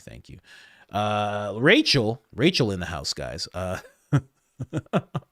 Heather in the house. Poppy, you once again was right. Thank you very much. Listen, tried to tell you guys. Yeah. I saw all the data points I needed to see. Okay. Saw it all. Miss Legend, X Bree.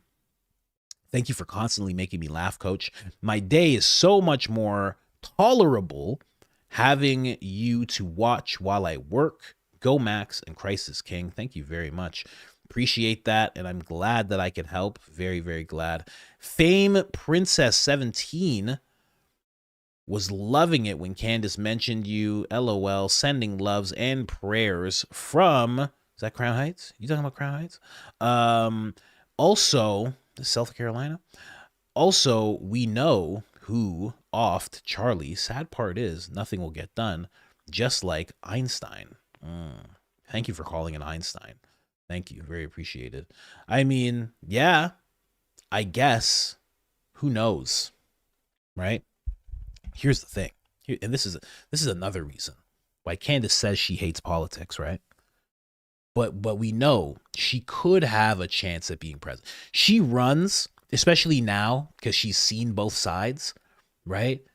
She's seen both sides, still a little conservative. She could pick either way to run. So many people would back her, right? Huge female population would back her. I think a huge part of the black community would back her. I think there's a big number of conservatives that would back her. She gets in the office. Someone like Candace know, you get in the office as president, it's hands behind your back for everybody. That could be the first thing you do. Are you kidding me? You just have your hand like this, and yes, and I swear, yeah, okay. Now that that's done, hands behind your back. I had everybody come here to the inauguration for a reason. I have already determined who needs to have their hands behind their back. There was a reason I invited you here, BB. Hands behind your back. Oh, what is this? What's going on? What? You know what I mean? I'm just saying, Canada 2032. Everybody hands behind their back, you know? That could be the slogan of the ticket. Owens 32. Hands behind your back. I mean, come on. What are we talking about here? Everybody gets it. Are you kidding me? You know how much power you'll have? Come on. Hands, everybody. Cash, I'm so glad you're here. It's fantastic that you're here. You just need a couple big military guys just to be along with you. That's all you need. You need like 10 of them. You need 10, they're force multipliers. You just need like 10 of them. They'll handle everything for you. You kidding me? As long as they have your back, you're good. I've invited you guys all to the White House for a specific reason. I hope you like the Resolute desk. It's very, very nice. Everything's unredacted. I've seen everything. I know about the moon. I know about aliens now. And, most importantly, I know about Charlie. Be the craziest moment in American history. It'd be the craziest moment in American history. Are you kidding me? And then President Owens arrested 975 people in one swoop. She disguised it as a ball. I'm so glad Pres Orange made this ballroom. I've called you all here for a reason. The doors are locked and you're all under arrest. You know? Just saying. That could be it's a selling point. Someone like Candace now. You know? That could be a good selling point. They all come back there. They're all there. They're like, I'm a little nervous. Her hair's pulled back. I thought she'd like dress up a little bit. Her hair's pulled back for some reason. You guys notice? Notice her hair is pulled back? I heard Coach Colin say if her hair's pulled back. Oh no! Oh God! Bunch of people just rush in the room. Handcuffs everywhere. You know? Just saying. She could do it. Heather, ladies and gentlemen, Coach Mint Daddy has made it. Spreading joy and love in this crazy world. Christ is King. Thank you so much, Heather. Really appreciate you. Miss Arbach? Battle Buns engaged. Battle Buns engaged. Thanks for bringing light to such uncertain times. Humor is the only way to get through things sometimes. That's 100% true. That's how I feel about it. 100%. 12:02 Awakening. I literally screamed with excitement in my car, pointing at my radio like the Leo meme.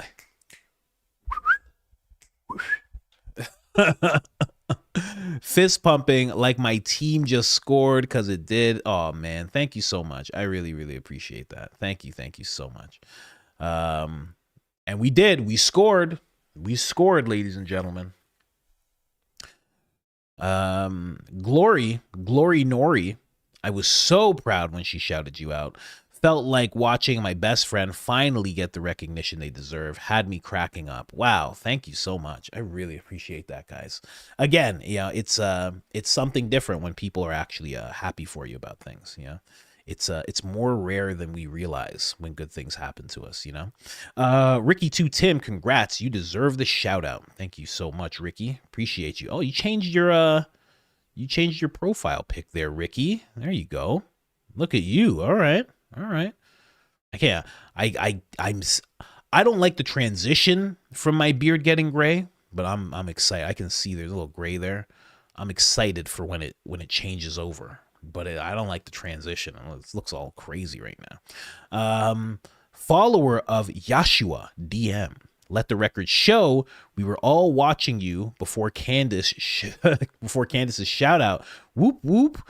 We all see the come up in real time. Thank you so much. Appreciate that. Really, really appreciate that. Thank you for watching. And hit that like button, guys. Kathleen Scott. Blessings, Mrs. Coach and Baby Coach. Blessings to them. I did bless them. I blessed them before I got up here. We all did our little prayer session together. I stole my husband's job. I also think people hate me until I hear differently. Isn't that something? It's I just kind of, especially when it comes to like names and you're like covering them and you're talking about them, like I don't know. I have no clue, Maybe they don't like, I don't know. It's hard to tell. In life, it's hard enough to tell. In like, entertainment or media, independent media, it's really hard to tell. You have no idea. You know, sometimes the people who seem like they're great are just terrible. You know, and sometimes the people who seem like they're great, they actually are, and it's like the best thing to actually run into. It's nuts. Kathy Wines, and I think, you know, we're not shouting out George enough. Thank you so much, George. Mr. Farmer himself, thank you so much for watching the show. We appreciate you here. Really appreciate you here. My lord, my liege, my lord, thank you for adorning us with your presence, sir. Thank you very much. Kathy Winesickle, I always spit out my coffee. You know, you might wanna not, you know, I appreciate it. Listen, to a comedian, that's a huge compliment, but you know, I don't know, wear a bib at least, you know? You know, that's a lot of cleaning up to do. Thelma, thank you so much. Candace and hubby loves it. Thank you very much. Acutely Numb joins the Mint Daddy crew, or sent a membership. Thank you so much. We really appreciate that. Mary W, we need a collab with you, Candace, Baron, and Ian. Baron mentioned trying to make something like that happen. God bless you. I would do that. I would 100% do that. I would show up. I would show up to where they were. I would do it in person. I would do that for sure. That'd be great. Be interesting. I don't know what it would be. I have no idea what it would be. That would be very interesting though. A live stream, a sit down, you know? I mean, Candace did one with Destiny. Like, why not do one with us? You know, it was insufferable to do one with Destiny, you know? Doing one with us would be a good time. Battle Bun, Candace to replace JR pick soon. It would definitely be better to look at, unless I find Candace making the exact same face. Yeah, imagine that. Oh man, let's keep going here. Let's keep going. Sass girl, please hang your play button plaque. It's not pretentious. It's a tribute to your followers, as well as all the time, effort, dedication you put into your channel. I know, Black Poppy, I laugh every time. Here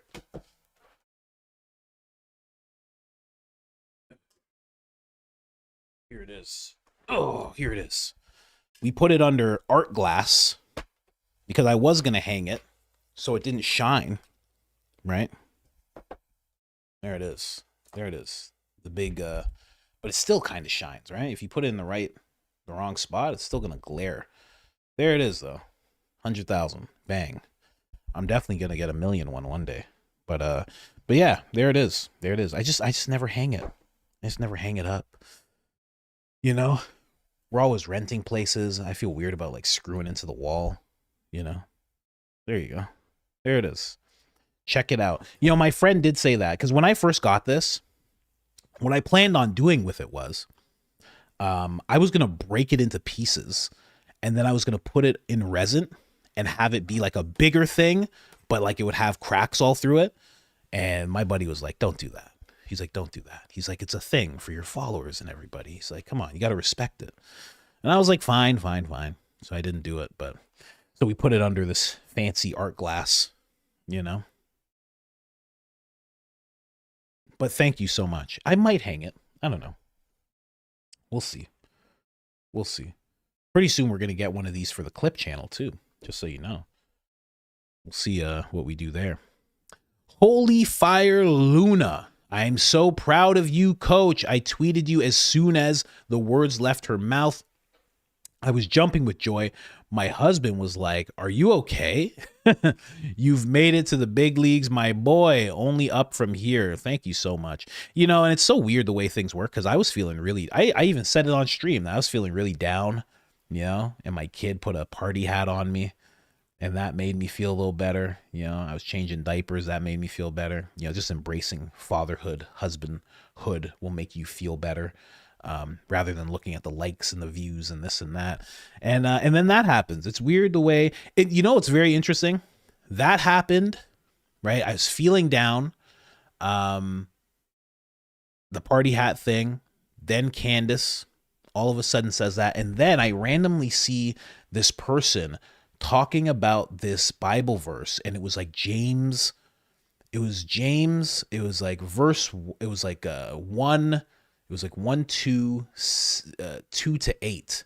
And it was just talking about how if you, like, doubters don't deserve the gifts that God gives them. Like stuff like that. It was weird how I just randomly saw that, because I was doubting what was going on. I get down when the system, will say, starts doing things to me for absolutely no reason.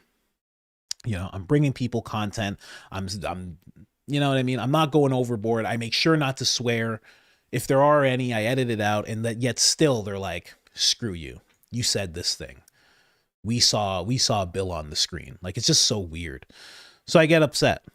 But you do have to have faith that, you know, with the valleys comes the peaks. So you have to keep that in mind. And I always lose that little bit when I see things not going exactly the way that I want. And that's a message for anybody else the same way, you know? You will see valleys, if you don't know what I mean, valleys, and then you will see peaks. And it goes like that continuously. So just know that if you're in a valley right now, you will see a peak, you know? You won't stay that way. You will not stay down. God said to go forth and let the glitter multiply. Oh, that's another verse that I should be keeping in mind. What verse is that? Can you tell me what verse that is? Holy Fire Luna again, and shout out to Fleet, gifted me a membership and is now my bestie on X. In my head, at least. LOL. Love this community so much. Crisis King. Thank you so much. Really, really appreciate that. Really, really, really appreciate that. Lexi Warren was thinking about you, Candace, Baron, Ian, Lionel, Nisi, Fleet, Jesse. Everyone in the Charlie/Candace community should make your own platform. I thought of that a long time ago, and it had nothing to do with me.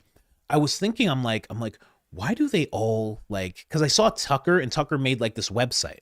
And then there was speculation that when Candace left the Daily Wire, that she would go with Tucker, right? She would like get with Tucker and they would have like this network. And I was like, that would be crazy. Then there was speculation, and I really thought this. I thought Candace was going to join Patrick Bet-David's podcast when she left, because there was actually talks about it. She was joining them at that Kentucky Derby. She was like really aligning with them. But of course, that didn't happen. And thank God it didn't, because it just would have been a Daily Wire number 2, because that's exactly what Patrick Bet-David has turned into. So I always wondered, I'm like, why do they keep starting their own things? Why don't they just all get together and just make like a big network? Like, I don't get why they don't do that. I've always said that. It seems like it would make more sense. I don't know what the business model would look like, but how cool would it be if you were at a station, you were just watching a station. You were just watching a station like a Sirius XM. It's like YouTube, but it's a Sirius XM type of thing where I go live, and then all of a sudden another person goes live, and then it's Candace, and then it's Baron, and then it's Ian, and that's just it all day. And then there's like a weird, crazy nighttime show that goes on until like 3 a.m. And then the day just starts again, like at 10 a.m. And it starts with my show. And all day, just all live all the time. People would be like, this is crazy, right? I don't know. I don't know if that would work. I think as a YouTube channel, that would be an incredible model, because it would be a YouTube channel that's basically live all the time, right? So the amount of views that it would accumulate would be gross. It would be undeniable. It would be the top YouTube news platform, period. It would be the top YouTube thing, period. It would be nuts. I think people would love that, but I don't know. I'm not in control. I can't control people, right? I can't make Baron do that. You're going to leave your channel, sir. Ian, you as well. Candace, you as well. Actually, we'd all probably migrate to Candace. Then we'd all be live there. That's how it would work, right? I don't know why they don't do that. It would be a cool thing to see, right? And then, oh man, it would be like, oh, this would be a great idea. So it goes until late. So after Baron's on, then Fleet, and this would be like me, Fleet Lance. We would make like an Adult Swim. You know, Adult Swim, how they have like wild cartoons? It would be like that for hours. hour, like 2 hours, 3 hours of just like adult, wild. I don't mean like adult, but I mean like just a crazy cartoon, just a crazy nonsensical, just clip after clip of these cartoons. Just give something to everybody, you know? Anyway, I always said that I should take over CNN, and if I did, I'd probably just do that. If I took over CNN, I would just do that. Because someone needs to take over CNN, right? Because it's terrible. I would just do that. I would go and I'd be like, hey, how about I would hire Candace. I would pay her an exorbitant, Rachel Maddow money. I would get Candace. I would get Officer Tatum. I know you don't like him, but still, I would get Officer Tatum. I would get Destiny. I would get Baron. I would get Ian. I would get all these different names. And then at the end of every week, they would have debates. On Friday, they would just debate. There would be hours of them debating different points, different things, and it would go on for hours. I would do that every week. And I would have both sides. You'd be able to hear both sides all the time, the wildest things possible. I'd get rid of all the advertisers so we could say whatever we wanted about whoever, about whatever place. It'd be crazy. But no one's going to let me do that. The next thing you know, I'm speaking at UVU. I don't know why they have me speaking at UVU here. Huh? Put on the microphone on the inside. Okay. All right. Mints. Oh, thank you. So I'm just here to talk to you guys. Hold on a second. Is this Charlie's tent? Right? That's what would happen. My T Mouse, you fully deserve the shout out from Candace. Thank you so much. Really appreciate that. And you know what? If Lance is watching, that's a clip. Everything I just said about that network, make that into a clip. I got to write that down. There's a clip there. That's where it ended. 2 hours, 2:21:00. We got to make that into a clip. I don't know why, you know? Anyway, Cole X Train X. Am I supposed to be saying like Colix, Trainix? Is that what I'm supposed to say? Coach, you're a genuine man and you have all of our respect. You definitely deserve that shout out from Candace, man. Although I think we all knew she was watching when she said Philadelphia without skipping a beat. Yeah, that was a while ago. That was like, when was that? Was that like last month or maybe 2 months ago? I remember that. I was like, she really did say that, like she understood. What is this? Inho? Oh, enjoy the Jello. I remember. Enjoy the Jello. I made another song called the Shiesty Goombas. Tried to send it to Fleet. Clean lyrics. Really enjoy the laughs with everyone every morning. Thank you so much. Really appreciate that. The Shiesty Goombas. I would love to. Where did you put that? You said you sent it to Fleet. Where did you send it? Did you send it over X? That's a very enticing title. The Shiesty Goombas. I would like to know what that's about. Let's be honest. This is a Miss Legend. Let's be honest. Erika really wants to have those lunches to interrogate and find out the info. Of course, that's what it is. Of course, she's gonna be patting people down, see if they're wearing wires. Candace giving pregnancy vibes? No, you think? Nah. Maybe, I don't know. I have no idea. I mean, you know, you got to do it while you can. That's for sure. You got to make sure, you know, as many as you want, you know, try and get to them. That'd be great. Michelle Life Lately.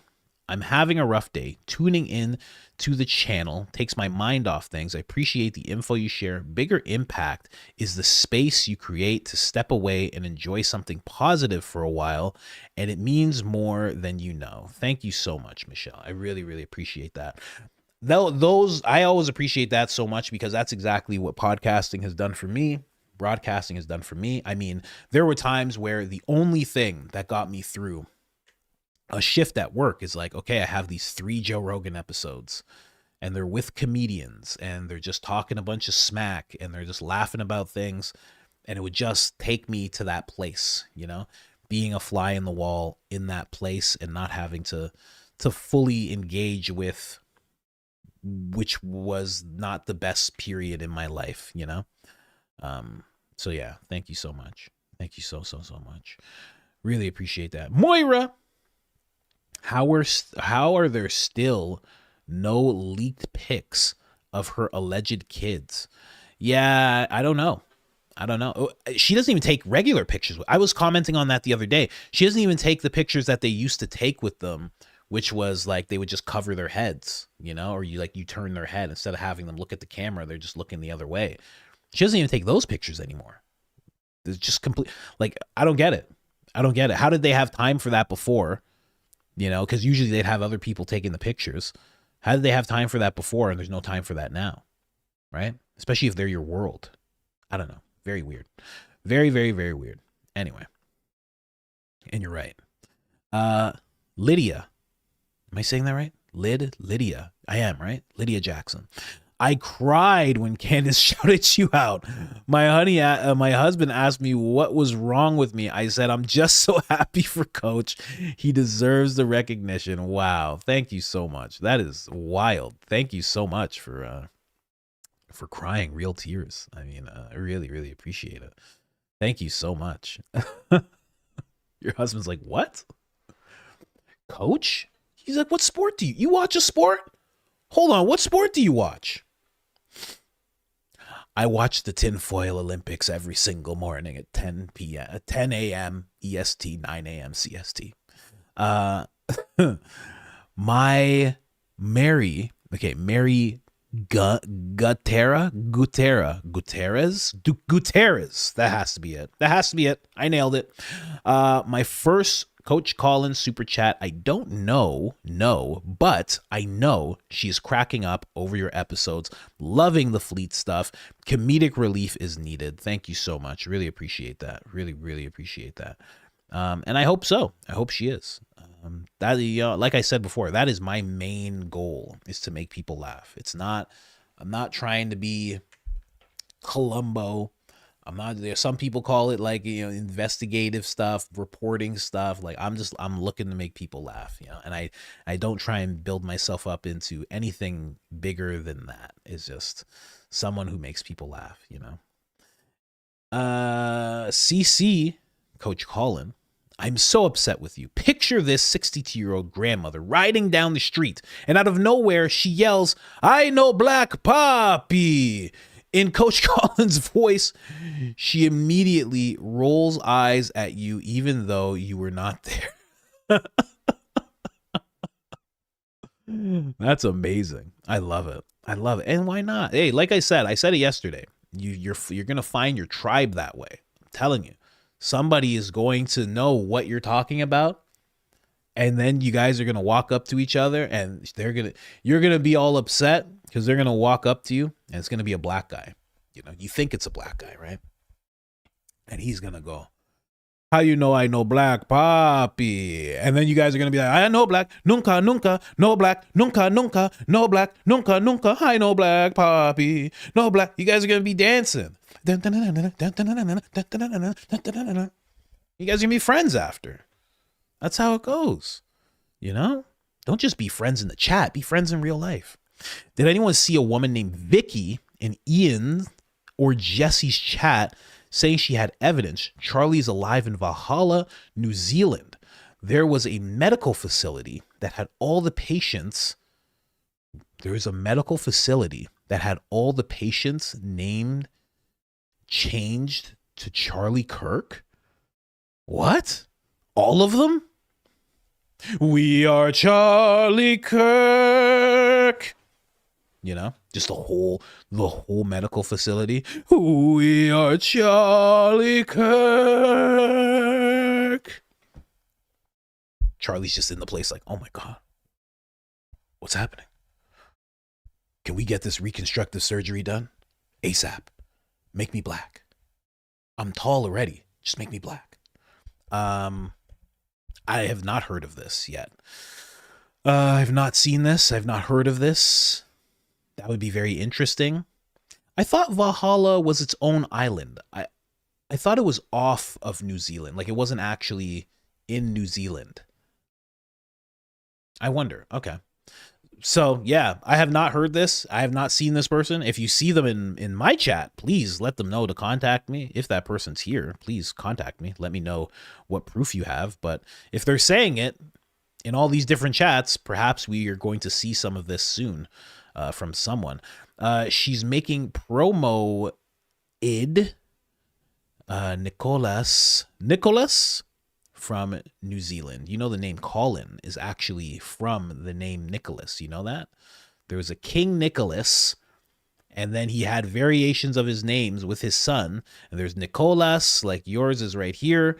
And then it was Colas, and then it was Colon, and it was and then eventually it was Colin. So just a little fun fact for you, because I have no idea what you're saying here. So I figured I'd just give you a little history lesson there. Let's keep going. Coach needs more likes after that. Coach, after that Candace Owens shout out. Thank you so much. Double Agent Colvette. Yeah, right. Right. He must be right. Something. I often think that about him. I've been thinking about that. Him about that. Say it properly now. I've been thinking that about him for a while. There you go. Thank you, brain. Don Moya, your birthday coach. I'm a Ram, Taurus, or Aries. Candace is an Aries. I need to know if you're a Taurus too. No, Candace is an Aries, and I'm an Aries. And you are by yourself as a Taurus. Okay, just making that clear. Candace's birthday is a little bit after my birthday. Our birthdays are close. They're like a week or so apart, our birthdays. And we are both Aries, as far as I can tell. I'm pretty sure I know what I'm talking about. I barely even know what these signs are that you're showing me, but I'm pretty sure I understand what you're saying here. Which makes sense. She has pure Aries energy. Like, it's crazy Aries energy. I'm more of a calm Aries for the most part. Now you actually say Candace Owens, fan of the show. Ooh, that is quite the accolade. You're right. Thank you very much for that. Who said that? Hold on. Silver Buff. Oh, that's a name. Oh, I like that. Lydia joins the crew. Thank you so much, Miss Jackson. Key moments recovery. Go Max when you are going ham instead. Go Mint when you are going ham instead of go Max. Love all the work. Love all that you are doing, Coach. Thank you for making me laugh every day. Thank you for telling me that I make you laugh every day. I really appreciate that. Just Margot or Margaret, real life. Just Margaret, real life. We should all send Turning Point snail mail requests for money back to them requests for money back to them full of glitter. No, you can't do that. Don't do that. Have you ever tried to get glitter out of I don't even know what their office looks like. They might not have carpet. Don't send anything to them unless you were promised a hat and you never received it. Then you should send an email. But that's as far as it should go. No fear, chick. Erika's new fake thing is the sniff. Yeah, because it's like a mental. You hear a sniff, like in your mind, you're just like, oh, there's a tear. That's why there's a sniff there. It pains me when she does it. You can hear it's a dry sniff. I like how you can tell the difference. And that makes it all the more uncomfortable for me. Yeah, I know exactly what you mean. You know, the whole thing's just weird. Let's keep going here. What is this? Travis Rob? I'm just going to call you Travis Rob. I wonder if they Mortal Kombat Ultra'd Erika to actually love Charlie. And then when it came time to RIP Charlie, they switched Erika back to her normal self. That's an interesting theory. And I'm sure they have control to that extent when it comes to that type of thing, honestly. You know, compartmentalized is a lot of what it is, you know? Like, that's why the movie Get Out touches on that type of thing, because they're not just switching out a soul, or they're not just putting somebody into somebody else. What they're doing is they've constructed a prison, right? You compartmentalize. So this version of someone is here, and it's cut off from the rest of the working body, from the rest of the working, moving, conscious body. And that's a real thing. that can be accomplished through rather strenuous means, I'll say. There is a connection and communication regarding Erika and her mom in the allegedly search for Lori spelling. Huh. Really? That's interesting. Huh. Okay. I can't say I'm surprised anymore. Nothing surprises me about this anymore. Lied about China. Like, what are we doing here? Contentious podcast, Joji. So my first job was Brums. Nothing about Erika is normal. Was her first job CEO? Glitter Barbie, CEO, living in a glitter world. Love your show, coach. Glitter Barbie. Glitter Barbie here. You press the hand of Glitter Barbie. My husband's dead. Not to be morbid. Just says things like that all the time. Jamie's here. Oh gosh. Jamie's here, coach. How about when Nicki, I know that says Nicki Minaj, glitched and called JD Vance what she called. That was weird. It was very weird because there was this weird act between Nicki and Erika, like they knew each other. Like that wasn't the first time they were meeting. And she was like, I'm so sorry. She's like, oh, don't worry. I love you. I still love you. Oh, don't even worry about it. There's nothing you can say. It was the weirdest thing. It was so odd. It was such a weird slip up. And even the way they recovered from it was just weird. But that's like my own insight because I'm like, they don't know each other. Like, why you act like I don't like when people act like they know each other and they don't know each other. Like, at least be like, yeah, good to meet you. At least act like it's like, hey, good to meet you. And then you hit it off. That's fine. You know, you see, if you're a part of Baron's members thing, you know, the first time that he and I spoke is when you see us speaking, right? We spoke on the phone, text messages, but the first time we're seeing each other and talking, that's the first time ever. You see me and Jesse doing the same thing. That's the first time ever. But at least, like, you know, act like it. You know, we hit it off, but, you know, act like you're meeting somebody for the first time. Don't put on this weird fake thing where it's like, oh my gosh, we've known each other for so long. Oh, don't even worry. You know? Travis. Imagine I told Baron I love him the first time. I love you, man. Love you. No. Put you in, coach. I was so happy for you and Mrs. Coach. I'm sure you guys were jumping off the couch with excitement. I'm Trav's wife. I use his YouTube. I cried when she gave you a shout out. No, Miss Coach, Mrs. Coach, Miss Coach. Which one is which? Misters. My wife. She's not jumping off the couch at all. She's 8 months pregnant, so she's not jumping up on anything at all. She's not jumping around whatsoever. Not allowed. But I actually, what I did was, she actually needed help putting on her socks. So I went to the part where Candace was talking about me. And I said, oh, can you hold this? And I was playing it loud and I was putting on her socks. And then all of a sudden she hears Candace go, like, Coach Colin. And she's like, oh. It was funny. It was really funny. Let's keep going. Contentious podcast here. Has anyone seen Erika's Bible? Books are 1 and 2 glitter. 1 and 2 glitter. 1 and 2 pageants. 11th commandment says thou shall use pyrotechnics in mourning. Yeah, well, I mean, everybody, you're kind of stating the obvious. Everybody knows that. I mean, everybody's heard the commandments. Like, come on. Like, stating the obvious here, buddy. Discovery ID has a series on LDS and SA. Rachel, sorry, not Rachel, Heather, I forget what her name is, but she's from Real Housewives. She has a documentary on that particular thing as well. It's a very interesting documentary that she has on there. I thought it was just going to be fluff because she's like one of the Real Housewives. But when I watched it, I was like, oh, this is like some wild information she's getting here. Because she was in it and then she actually got excommunicated. So it's like she didn't even, I don't know if she's fully excommunicated.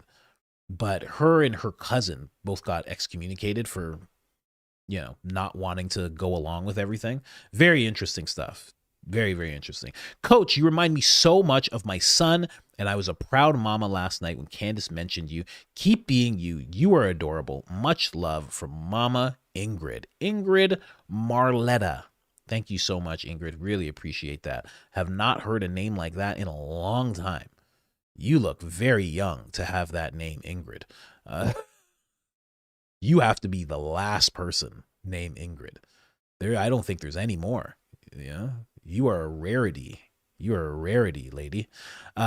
First time catching you live, long time listener. Congrats on the shout out from Candace. You do incredible work. Thank you. Thank you very much. Really appreciate that. Really, really appreciate that. Coach, have you seen her high school speech she did? It was rough. Which one? Where she had the big bun and the long hair, and she was like wearing like street clothes. Street clothes, like she wasn't dressed like formal. I have seen that. I saw it with bad audio though. I was hoping to find one with better audio, if that's the one you're talking about. Unless you're talking about the one where she's like wearing the crown and she's next to like Johnny Box, like that. She's talking about that Johnny kid. I heard that whole Johnny thing was fake. That's what I heard. I don't know. It's weird. Shannon Tylen, 4107 on Candace. Senator Trent. Oh, really? In which episode? The most recent episode? 4107? 4107. Let me see here. Because I was looking, if you guys don't know, if you weren't watching the other day, we were discussing this dude. Somebody said that there's a connection between Tyler and Oh. Yeah, this has to be what you're talking about. Let me see here. Pull it up. Farnsworth. Senator David Farnsworth. Is it Farnsworth? I don't even know. Sponsor said he'd become concerned about a potential for EMP. Oh, that's so weird. Oh, no, is it moving? Damn. I didn't want it to move. I wanted to just stay. Yeah, stay there. Just don't play. So he was saying that there's a concern for EMP, and then he got support from Trent Franks, who has a bill in Congress as well from former Senator John Keel introduced. That's interesting. So he definitely, so that right there, that connects, that's interesting. So that connects them right there. I got to look into that more. But thank you for that. Let me just write that timestamp down. 4107. 4107. Okay, perfect. Thank you very much for that. Shannon, appreciate you with the tip there. Melsay 1. Coach, I'm so thrilled. You have arrived. You have such a sweet soul. Well-deserved, sir. Well-deserved. Thank you so much. Thank you so much, ma'am. I truly appreciate that. Lance sends another membership. Lance is throwing them. Lance is tossing them out there. Coach, you would have jumped in as CEO. How much is too much? What are you talking about? Whoa, I jumped in the CEO where? Turning Point? You would have jumped in as CEO. I don't think so. Maybe. I mean, I could be a CEO, but I like making people laugh more, you know?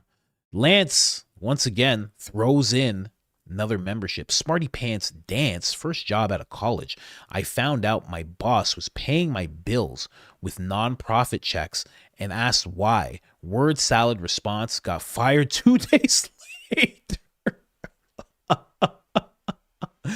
That is crazy. What was your boss's name? Tyler Boyer? Holy, that is nuts. First job. Paying company bills. Sorry, I thought you said paying my bills. Paying company bills with nonprofit checks. Asked why. Word salad, and then you got fired. Well, there you go.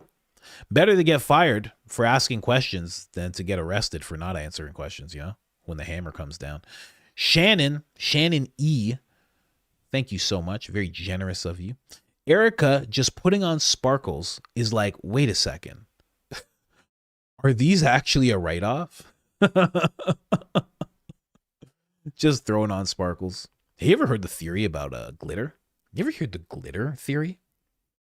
You ever heard about how weird glitter is? Oh, it's a weird rabbit hole. Glitter is an odd thing. You know that? You know how they make glitter? I don't either. Nobody does. It's a very weird thing. Should talk about that at some point.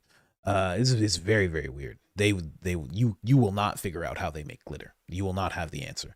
I'm Trav's wife, Dom. I feel like the lunch meetup with Erika is a test run to see who the leaks are. Of course. She's not kind like that. LOL. Yeah, exactly. 100%. She's trying to figure out who she needs to fire. She's trying to figure out where people's allegiance is. You know, she's trying to figure out who can I get to work 20-hour days and they're just going to be happy about it. Who can I get? Who's going to actually cry about Charlie right now? Because I know I have my hooks in that person. It's like that type of thing, you know? Just trying to read people. Wait, were you throwing signs up? Huh? Me? Oh, no, absolutely not. Just signing for some mints is all. Seriously. Hey, what are you doing over there? Huh? Nothing. I need a mint.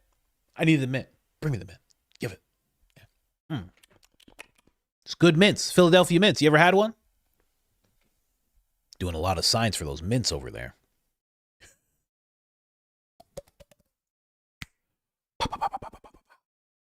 Hey, what are you doing over there? Huh? What? Nothing. I was just pointing out my friend there. What are you doing? Nothing. Hey, I saw that. What was that? Huh? What? I wasn't doing anything. I'm just on FaceTime. Phone's completely off. Phone's off and upside down. Huh? I'm on FaceTime. Mm-hmm. Like a sim, you know? Diane. What is this? Dana. Oh, is that how you say that? Dana Phillips. I'm sick of those who take biblical mandate to care for orphans and widows, the least of these. Let me say that again. Hold on. I'm sick of those who take the biblical mandate to take care of widows and orphans, the least of these, out of context by using it to defend Erika, who is a multimillionaire. That's not what God meant. Yeah, Graham's big on that. Graham Allen's huge on that. He keeps on bringing that up.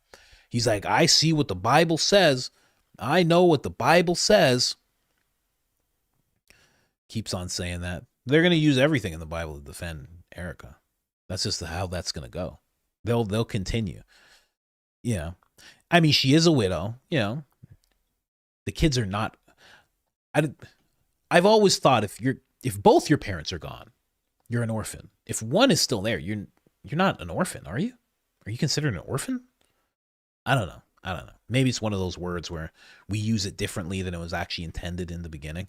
But as far as I can tell, she's just a widow, and you know she's rich, so the kids are pretty fine. Yeah, and the company's fine too without her. So. Journey of E, I looked at her website days after Charlie passed and it was all sold out. Funny, she built a business that runs itself, but it's still all sold out. Oh yeah. I bet it did sell out. I bet it did.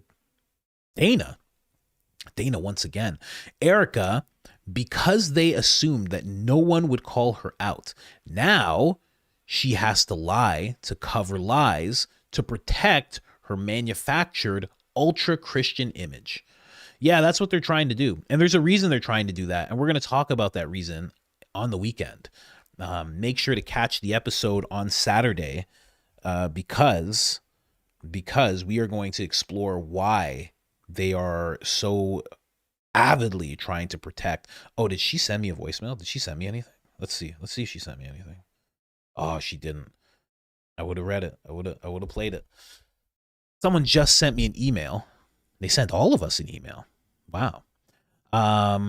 Hey guys, I receive daily automated text messages from Erika's proclaimed Bible 365 and found extreme irony in today's scripture verses, especially coming from her. Guilt, sacrifice, burnt offerings, Psalms that says, all right, go through this. I'll have to look at this later. She's getting text messages. So you can receive text messages from Erika's website, and then it'll send you Bible verses daily. It's probably like a geofencing thing or something, honestly. Oh, it's weird. The things that I can't even read this. The things that they're sectioning out for people to read in this passage, but remains of the flesh. Wow. Yeah, it's weird stuff. It's weird. Thank you for sending me that. I'll figure out a way to say that. That's very, very weird. Very weird stuff. Acutely numb. Let's keep going here, guys. Butterfly. Oh, butterfly. There we go. Come on. I sounded it out. Perfect. Google The Economist magazine, The World Ahead of 2026. Let's make sure you didn't say anything crazy here. Okay. Ahead of 2026, cover collage of things to come. Who's woman with long hair standing near now Prez with red hat Erika?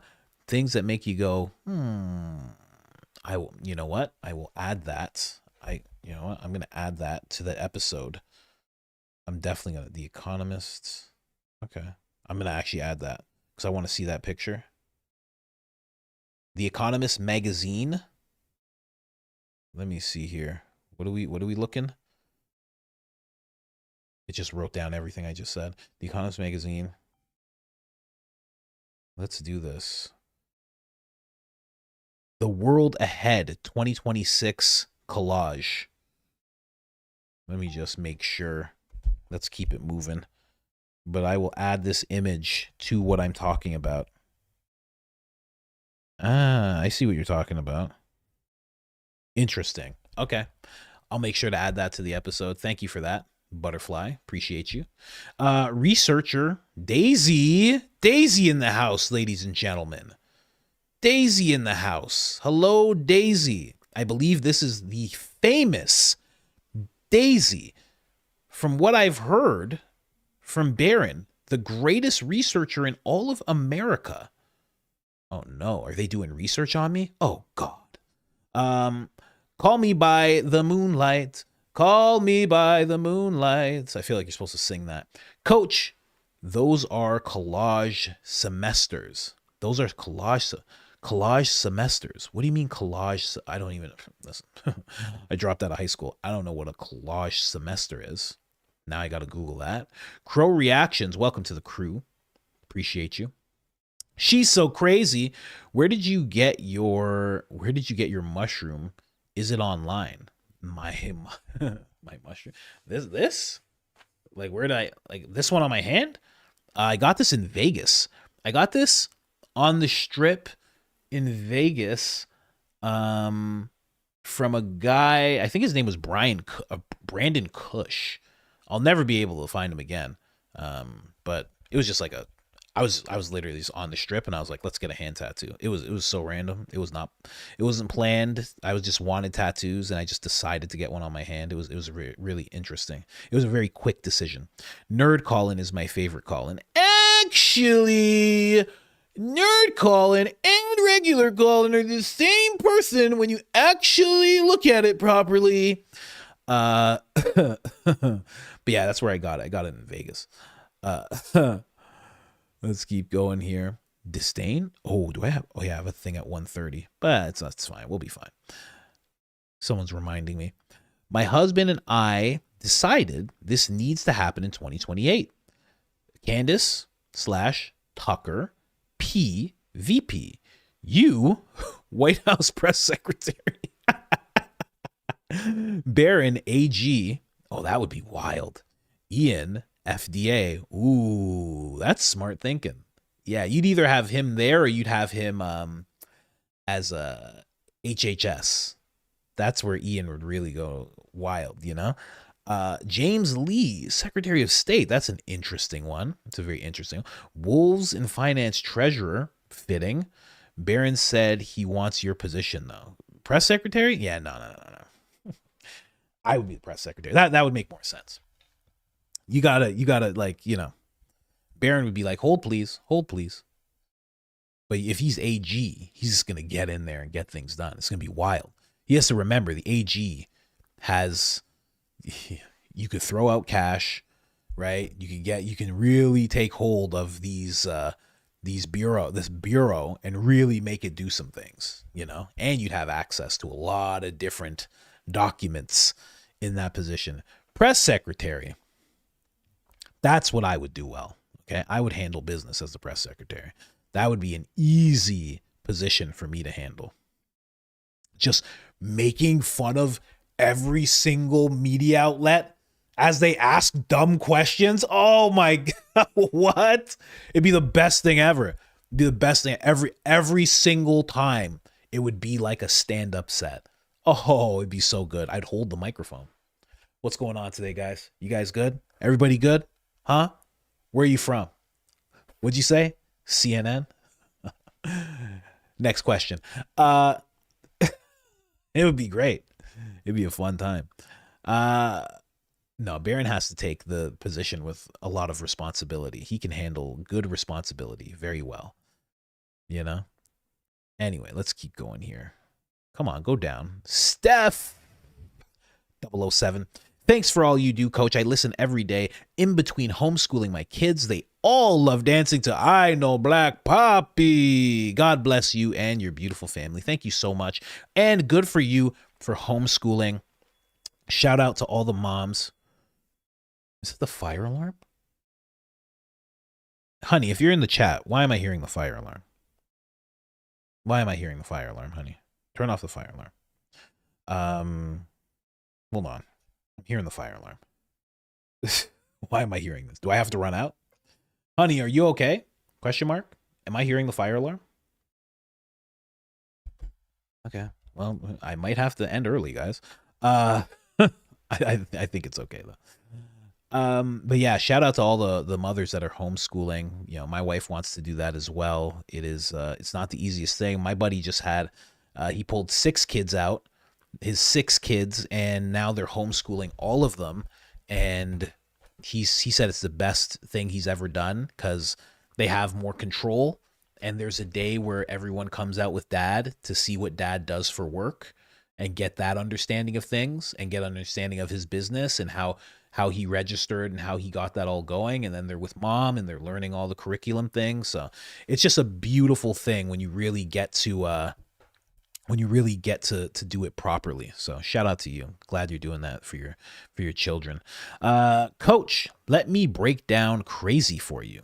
The clothing company was a part of her and Tyler Boyer's infiltration at TTP's. Is TTP, that's Turning Point? Turning Point, yeah. To sell the tradwife image, sorry. Essentially an Etsy varnish to making her palatable to him/his audience. Interesting. Yeah, I guess that would be the first step, right? Because she started as soon as she got with Charlie. So as soon as she got with him, all of a sudden, she said, no, nothing is happening. I just heard an alarm. I don't know, whatever. Maybe it's a toy. She has a fire alarm toy. But yeah, that would make a lot of sense. So she started this like a month after she's with Charlie. She's making it all about the Bible and everything. Charlie's being a part of it, right? Kind of reluctantly, it seems. Yeah, that makes sense. But Tyler Boyer is a part of that, you're saying. Right. I guess, yeah, okay. I guess I understand what you're saying because Erika started dating him before Tyler became a part of the company, I think. I don't know if I'm right about that. I think they started dating in 2018. I don't know when Tyler took his position. Not really sure. I know Rob McCoy, Frank Turek came around 2021, right around, and months later, Turning Point was made. Turning Point Faith was established. It seems like they all came. So, It's almost like Erika was the thing that came in. I always thought Tyler. No, Tyler was already around. So Tyler was around first. He made sure that Charlie met Erika. Then from there, then Mikey McCoy came. First Rob McCoy, Frank Turek came. Turning Point Faith is made. Falkirk falls through. Mikey McCoy, instead of going to Liberty, he ends up going to Turning Point. Yeah, okay. Makes sense. It seems like it was just part of her image rebranding kind of thing. Follower of Yeshua, I laughed at the Nancy Drew reference. Nancy Drew, everybody loved Nancy Drew. Come on. That's a way back. Moira says, soon as this live is done, I'm rewatching Coach Show off Candace shouting him out. Feel like a proud sister. Thank you so much. Fireworks, glitter, fireworks, sparkles, bang, bang, bang. Thank you. So is this Erika? Is this actually Erika? Oh, guys, Erika's infiltrated the chat. This is actually Erika. You've revealed yourself based on how many fireworks you've put on the screen here, milady. Anyway, just kidding. Andy is watching. Hello, Andy. Erika and Kamala have a lot in common. Those voices on the right trying to convince us she is. What is going on down there? Honey, are you okay? Just as loud as possible. What's going on? Anyway, this fatherhood. It's like, well, what's happened? It sounds like there's 30 people downstairs. To those voices on the right trying to convince us that she's grieving are like the media convincing us Kamala was smart. Yes, exactly.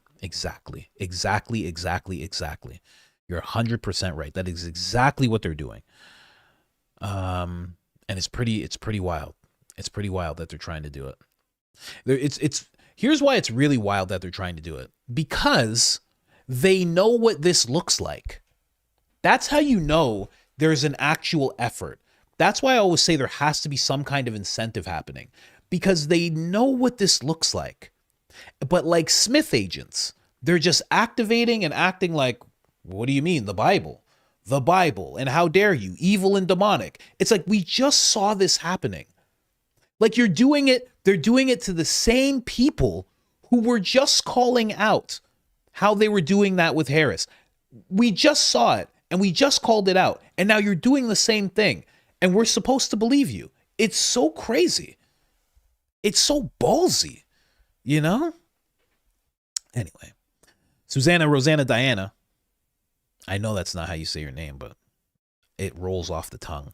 Erika went to that job interview to get in the Turning Point USA cash cow. She was not expecting him to want to date her. Yet, that's why it took so long to get married. She probably tried to make him not love her. That's an interesting theory. But, I mean, yeah, right? Like this last person was just talking about the infiltration. It seems like she was going to be a part of that. The same way that there's Mikey McCoy, Rob McCoy, Frank Turek, Tyler, Blake, Andrew Colvette. All families, little bit of military here, little bit of weird deep state stuff there, right? She seems like she was, maybe they were trying to position her to be like one of those people, to be like a Mikey McCoy, to be some of the one of the people that was on the inside just guiding Charlie in this way. But instead, she got the big role, you know? And they were like, you got to roll with it. And then she just went with it, right? Anyway, Stacey Sheridan as well. That's another one I keep forgetting. Greg Dalla. Dalla? Okay. I tried. Greg's not saying anything. It's cool. Oh, more popped up. How many more popped up? Let's go here. Let's go up. We got to go up. Got to go up. First come, first serve. Get up there. Get way...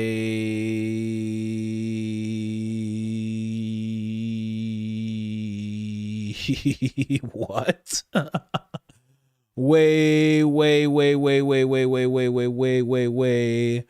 Oh, I'm definitely going to be late for my appointment. Okay. No problem. Let's keep going here. all the way down. Make sure you're on the right one. Greg Dalla. Shout out to Greg. Susanna, Rosanna, Diana. Hello. Maybe Charlie said, you want this money? Jeez. Jeez. Okay, Susanna. Maybe Charlie said, you want this money? Be my wife. Unfortunately, he had Erika Kirk's buddy do the background check and didn't know what he was getting into until they conspired for the next level money from BB. Yeah, that's interesting too, because people always say like he must have known, but like who would have told him her background? Like he didn't want to interrogate her in that way, perhaps. Then he depends on Tyler, who's like almost like his right-hand man at the time. And Tyler's just like, yeah, she's just a girl. I don't know her. I don't know her that well, blah, blah, blah. Next thing you know, he's in this situation. Shannon Brown, I have never seen a company keep a CEO on with so much scandal around them. Remember KissCam CEO? He stepped down or was told to within 2 days. Yeah. They usually step down real quick. Again, I think I hit on something with that theory. I think if they brought in an actual CEO who could actually run the company and actually could direct it properly and has experience in the fields that Turning Point is in, I think he would be like, oh, there's a lot going on in this company. And he would either solve it all, okay, figure it out and take out everybody who's like cancerous in the company, or he would just be like, I'm stepping down. I'm not being a part of this. It'd be one of the two. That's why they can't have a new person. That's why they need it to be her, because she will stand by while whatever is happening, and she won't question it. Let's keep going because of her background, connection to her family, Lori, etc. Oh my God, Lair Bear. Oh my God, how do I make your singing my ringtone? Love your show. Thank you so much. I don't know. You'd have to record it. You'd have to record it on your phone in a voice note. Then you'd have to make that voice note something else. What is this? What is this? What is this? Why is it written like that? Why is yours written crazily like this? Anyway, Jade Teager, she's intimidated talking with Charlie. It's because she's trying to speak more intellectually, whilst this dude is just jock and interesting. Yeah, and that's true. That's true. You're dealing with Charlie, very smart, very sophisticated. For the most part, Candace talked about how he loved to joke around and stuff all the time and that he was very funny. But yeah, she's trying, basically trying to be something she's not. Meanwhile, this jock guy, she can just, it's just whatever. She can just be however she needs to be, however she wants to be. It's a little more playful. Yeah, I think you're right about that. Fleet sends a membership. Shout out to Fleet, friend of the show. People are concerned about you, Fleet. That message from yesterday is so funny. On my heart to say, I know Black Papi. How you know I Dominican Papi? Fame Princess. Oh, is Charleston. Yes. You and Baron didn't know. Well, I mean, what can you do? There's a lot of pressure when the lights are on, Thank you for clarifying, though. Tina Botone. Not sure if you remember, but Britney Spears' dad had direct involvement with one of the crooked Turning Point pastors. Really? No way. My pen's running out of ink. I need to replace the cartridge. Brit, dad, Turning Point. I have to look into that. I didn't know that. I wonder which one. I'll have to look into that. I mean, when you say one of the crooked ones, I mean, there's just so many, I have to look into that. M Funds. Congratulations, Coach, on Candace Owens mentioning you watching from South Africa. You have a 67-year-old awesome aunt this side of the world. Baron must step down. Thank you so much for watching. Thank you for the congratulations. Really appreciate you. Really appreciate that. Thank you. Fleet, so happy for you. Can't stop cheesing. You are the best. Yeah, Fleet was the first person to tell me. I was like, what are you talking about? And she's like, she said something about you. And then like 4 minutes later, I heard it. I was like, oh man. Baron looks really good for 80, right? Well, he's solid. I mean, he stays active. That's the thing, right? You stay active, right? You make sure to work out every day. Always wearing colors, you know? Kids keep you vibrant. Kids keep you young, right? So that's the reason he looks so good. Hope you guys told him he was young and vibrant in the chat yesterday. I didn't get a chance to watch it yet. My wish is for Candace on her live to call Erika Kirk a liar. Caramel kiss. For those of you who don't know, there is a guy, I forget what his name is. He was a lawyer, but he was talking about Candace, and he was like, I think he was talking about Candace, and he's like, oh, she's a fraud, she's a liar. And it was like so lame. It was like, what are you doing? Like, that's really you?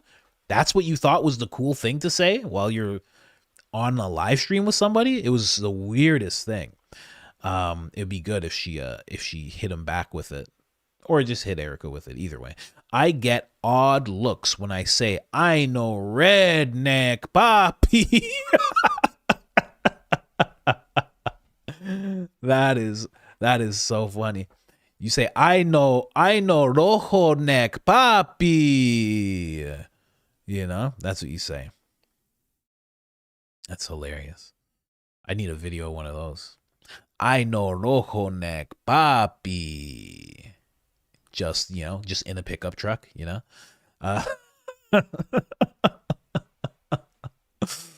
Els, welcome to the crew. Appreciate you. Dorothy here. Let's see, Dorothy. I do not believe for a second she takes her kids to work every day. It's ridiculous. She has a nanny. For sure she has a nanny. I would think, right? It wouldn't make sense. It wouldn't make, like, she's trying to make it seem like she does that every day. If she does it at all, I don't think it's good. I mean, it's just, the whole thing is weird. Every part of it is weird. None of it makes sense. Numbly acute. God has a plan, and it's a good one. That is true. You have to always, always remember that. Thank you so much. Jesse Lou, feeling angelic. Feeling angelic? Hit the like. Spread the mints. I assume those are mints. Where do you find those? Where do you find those icons? I don't have those icons. Fleet, once again. Ha ha ha. I was in the middle of writing a super about how we should make an Adult Swim segment on this live show. Yeah, right? That would be cool. That would be very interesting. You know? You got to play around with, and then she says, great minds at the end. Yes, exactly. Yeah, you got to play around with what a show could be. You know, you always have to test. In this, like, content creation thing, you always have to, like, test things out and see what works. You have to test out different times, different types of thumbnails, what you talk about. You know, there was a time where I didn't embrace my comedic nature, like, when I was doing the show. And I started bringing it out more. And it was like, okay, like, seems like whatever's natural to you, you should bring out more. Because people will just, you know, it's authentic. So you always have to test. That would be a really cool thing. You know, that'd be a really cool thing to do, right? It would be an undertaking because we'd have to perform, and that would be 5 days a week. That, you know, it would take a little bit, but yeah, and it would be especially hard work from you, you know, putting it together quickly, very quickly, but it could pay off, you know. But I really just want to make a whole other channel that's just like allegedly, you know, and just start banging out episodes. Just start banging out these cartoons that, you know, I have in mind and that you have. I would just love to do that and just see where it goes, because it would be really cool to have a animation company, you know. And it's possible nowadays. That's the thing. Like, I don't know what Fleet was doing before, but it's like, it's crazy that all of a sudden it's like she's an animator. Like, no doubt about it, she's an animator now. It's wild. So wild the way it works. $20. I sent a super chat earlier about your show helping on a rough day. Then you talked about valleys and peaks from James, the random things that pop up to uplift when needed. Amazing timing. You just did that for me. Thank you. Yeah, right? It's always like that. It's always like that. And it's like constantly moving forward, right? then I say that, and then that hits you, and then that changes your day. Like the ripples that happen. It's really weird. And it's all like, and then you realize, this is what I realized yesterday after reading that part from James, is that if I just had faith before I was feeling down, I wouldn't have felt down. I would have just been fine. And it's like, you have to, my friend calls them anchor points. You have to have these anchor points. And what he calls anchor points are like these positive moments that happen where you see God come through for you. But you also have to have these anchor points where you remember, okay, I was really upset and things got way better. Like you have to have that anchor point as well. And just remember like, oh yeah, I felt like this before and things turned out just fine, and you should let that let that instill more faith in you, I think. I don't know. But what do I know? Right. I'm just a hair theory guy. What do I know? For baby coach, many blessings for you all. Thank you so much. Truly, truly generous. Shannon to Alaska. I hope I'm saying that right. Kathy Scott. Coach, God has given you a great gift to you. Prayers to you and your family. Thank you so much. I really appreciate that. Thank you so much. Leffler, Wendy. Why don't you lead with Wendy? Because how do I say it? Leffler. I'm saying it right. I have to be saying it right. Come on. Leffler Wendy. Hey, coach. Love that you got a shout out from the queen herself. LOL. For real, though. Fleet, we need that sole provider edit. That will be a banger. Yeah, that would be a fun one. Leffler once again, battle bun. Bang! Strong. Real Candace Owens. Go Candace, it's your birthday. We're gonna party like it's your birthday. We're gonna sip Bacardi like it's your birthday. Even though we don't give a F, it's not your birthday. I mean, you guys were around when that song came out. That was like, that's an oldie now. How about that? That's one of those oldies. To a kid who's 12 years old right now, there's no difference between that song and a song from the Beatles. He's just like, I don't know, it's all old stuff. I don't know. 50 Cent, is he still alive? I don't know. He was born in the 1900s. Is he still with us? Just think about that. Lance sends another membership. Appreciate you. Caramel Kiss. Charlie Kirk. Haka in New Zealand. Intense battle cry. Haka in New Zealand. Charlie Kirk. You guys know what the Haka is? It's a crazy dance. It's a crazy emotional dance where they talk about being a part of the land and the keepers of the land. It's pretty cool. Oh. Actually, she's a Taurus. So am I. No, she's not a Taurus. Not a Taurus, guys. Let me bring it. Wait. Does Taurus come before April or after April? I'm pretty sure. I don't want to out her, but it's already public information for her. If you're born on April 29th, what zodiac sign are you? Let's see. Well, how about that? Anyway, let's move on.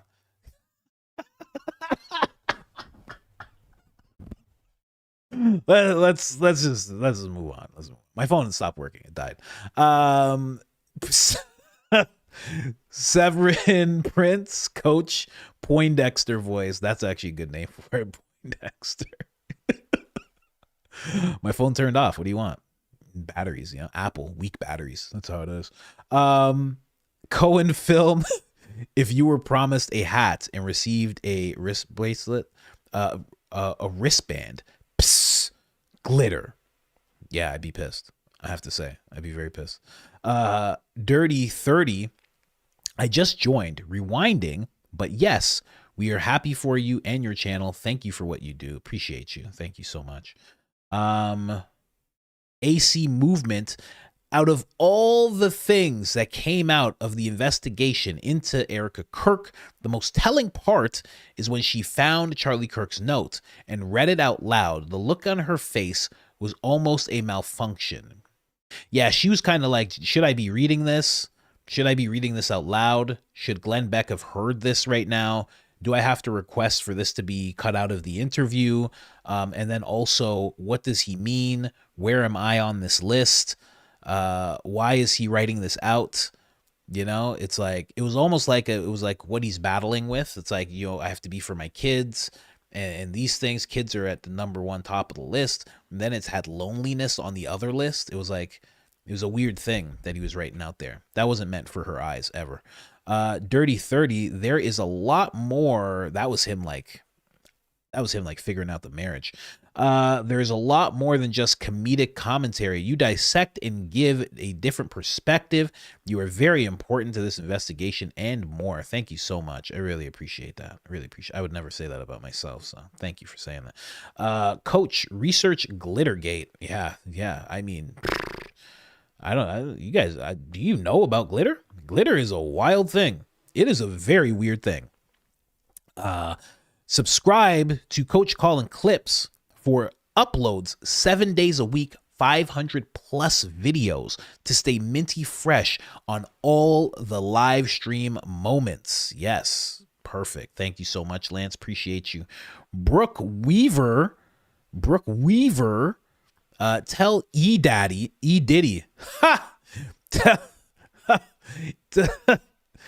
Just tell E Diddy to put the glitter bottle down. Hope everyone has a wonderful Friday. I mean, I'm minutes away from my appointment too. It's all right. I'll be late. It's okay. Shannon, next thing we know, Erika is going to be like, huh? Where did I get this Bible verse, you ask? Where did I get this Bible verse, you ask? Charlie wrote the Bible. You can buy it for 33 payments of $33. Yeah, right? Turning Point releasing a Charlie Bible. Oh, man. Everything's on the table. More popped up? Okay, all right. We will go way back up. First come, first serve. Got to go way back up here. All right, let's see. Cleveland, Ohio, 216. I'm a grown 34-year-old man, and I got choked up whenever Candace shouted you out. You deserve it, brother. Thank you so much. I really, really appreciate that. Really appreciate that. Thank you guys so much for saying all that. As the press secretary. Actually, that's how I would make fun. Caitlin Collins would be like, well, President Owens said, I'd be like, oh, actually, whatever, nerd. Next question.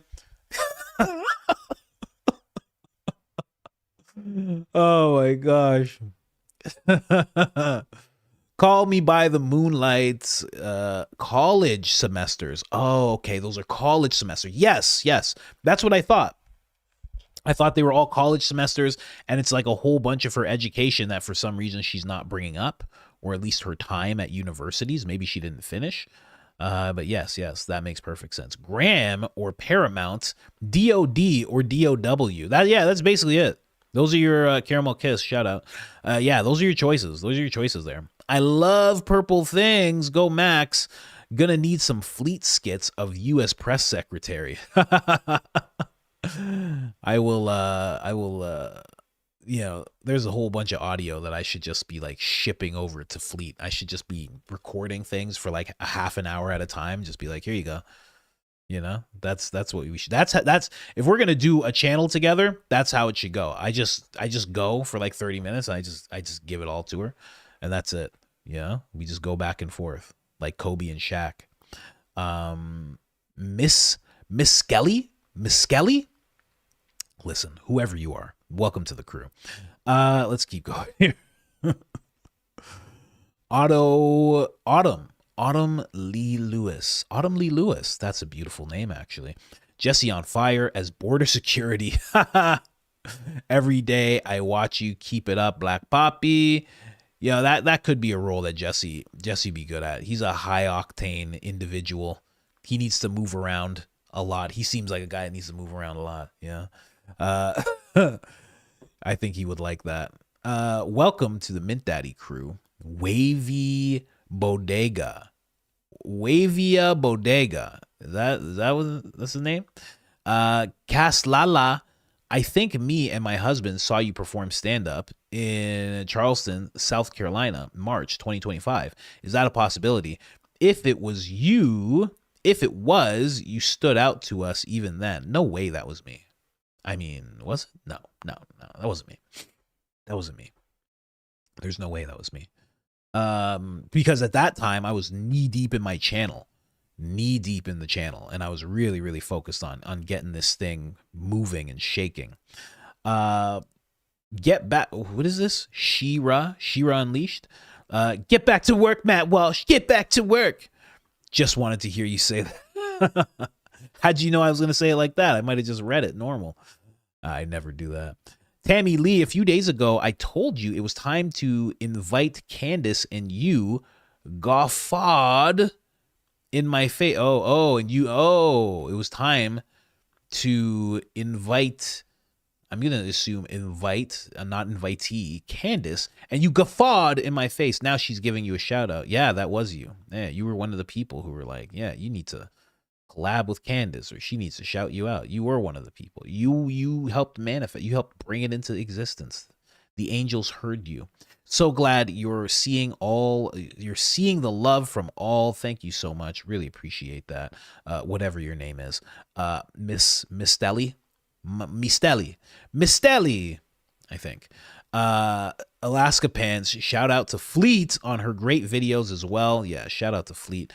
As always, friend of the show. Biological female.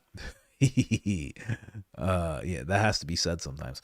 Has anyone looked to see if Brian Shapiro, who's linked to HK, is related to Ben Shapiro? I feel like he is, but possibly not. But I mean, another Shapiro in media like that, and being just as annoying as Ben Shapiro, it would be really interesting if they weren't related. You know what I mean? So that's just what I would think. Anyways, guys, thank you guys so much for showing up right now. Hello from Seattle. Hello, Seattle. What is going on? Isn't that where Fraser Crane was from? Seattle. Thank you guys so much. We are going to be back Monday with the live streams. This weekend, we are going to have 2 videos on this channel. They are going to come out at 10 a.m. EST, 9 a.m. CST. Please be there. Check it out. It will be some short form Sally content for you guys to take you through the weekend. But as always, we do have the clip channel as well, where you can check all that stuff out. So thank you guys so much, and I will see you guys on Monday. I am almost late for my appointment. I will see you guys. Have a great weekend. Thanks for all the love. And wow, Candace shouted me out. Incredible. Thank you so much, Candace. If you ever see this, we really appreciate you. Fan of the show. All right.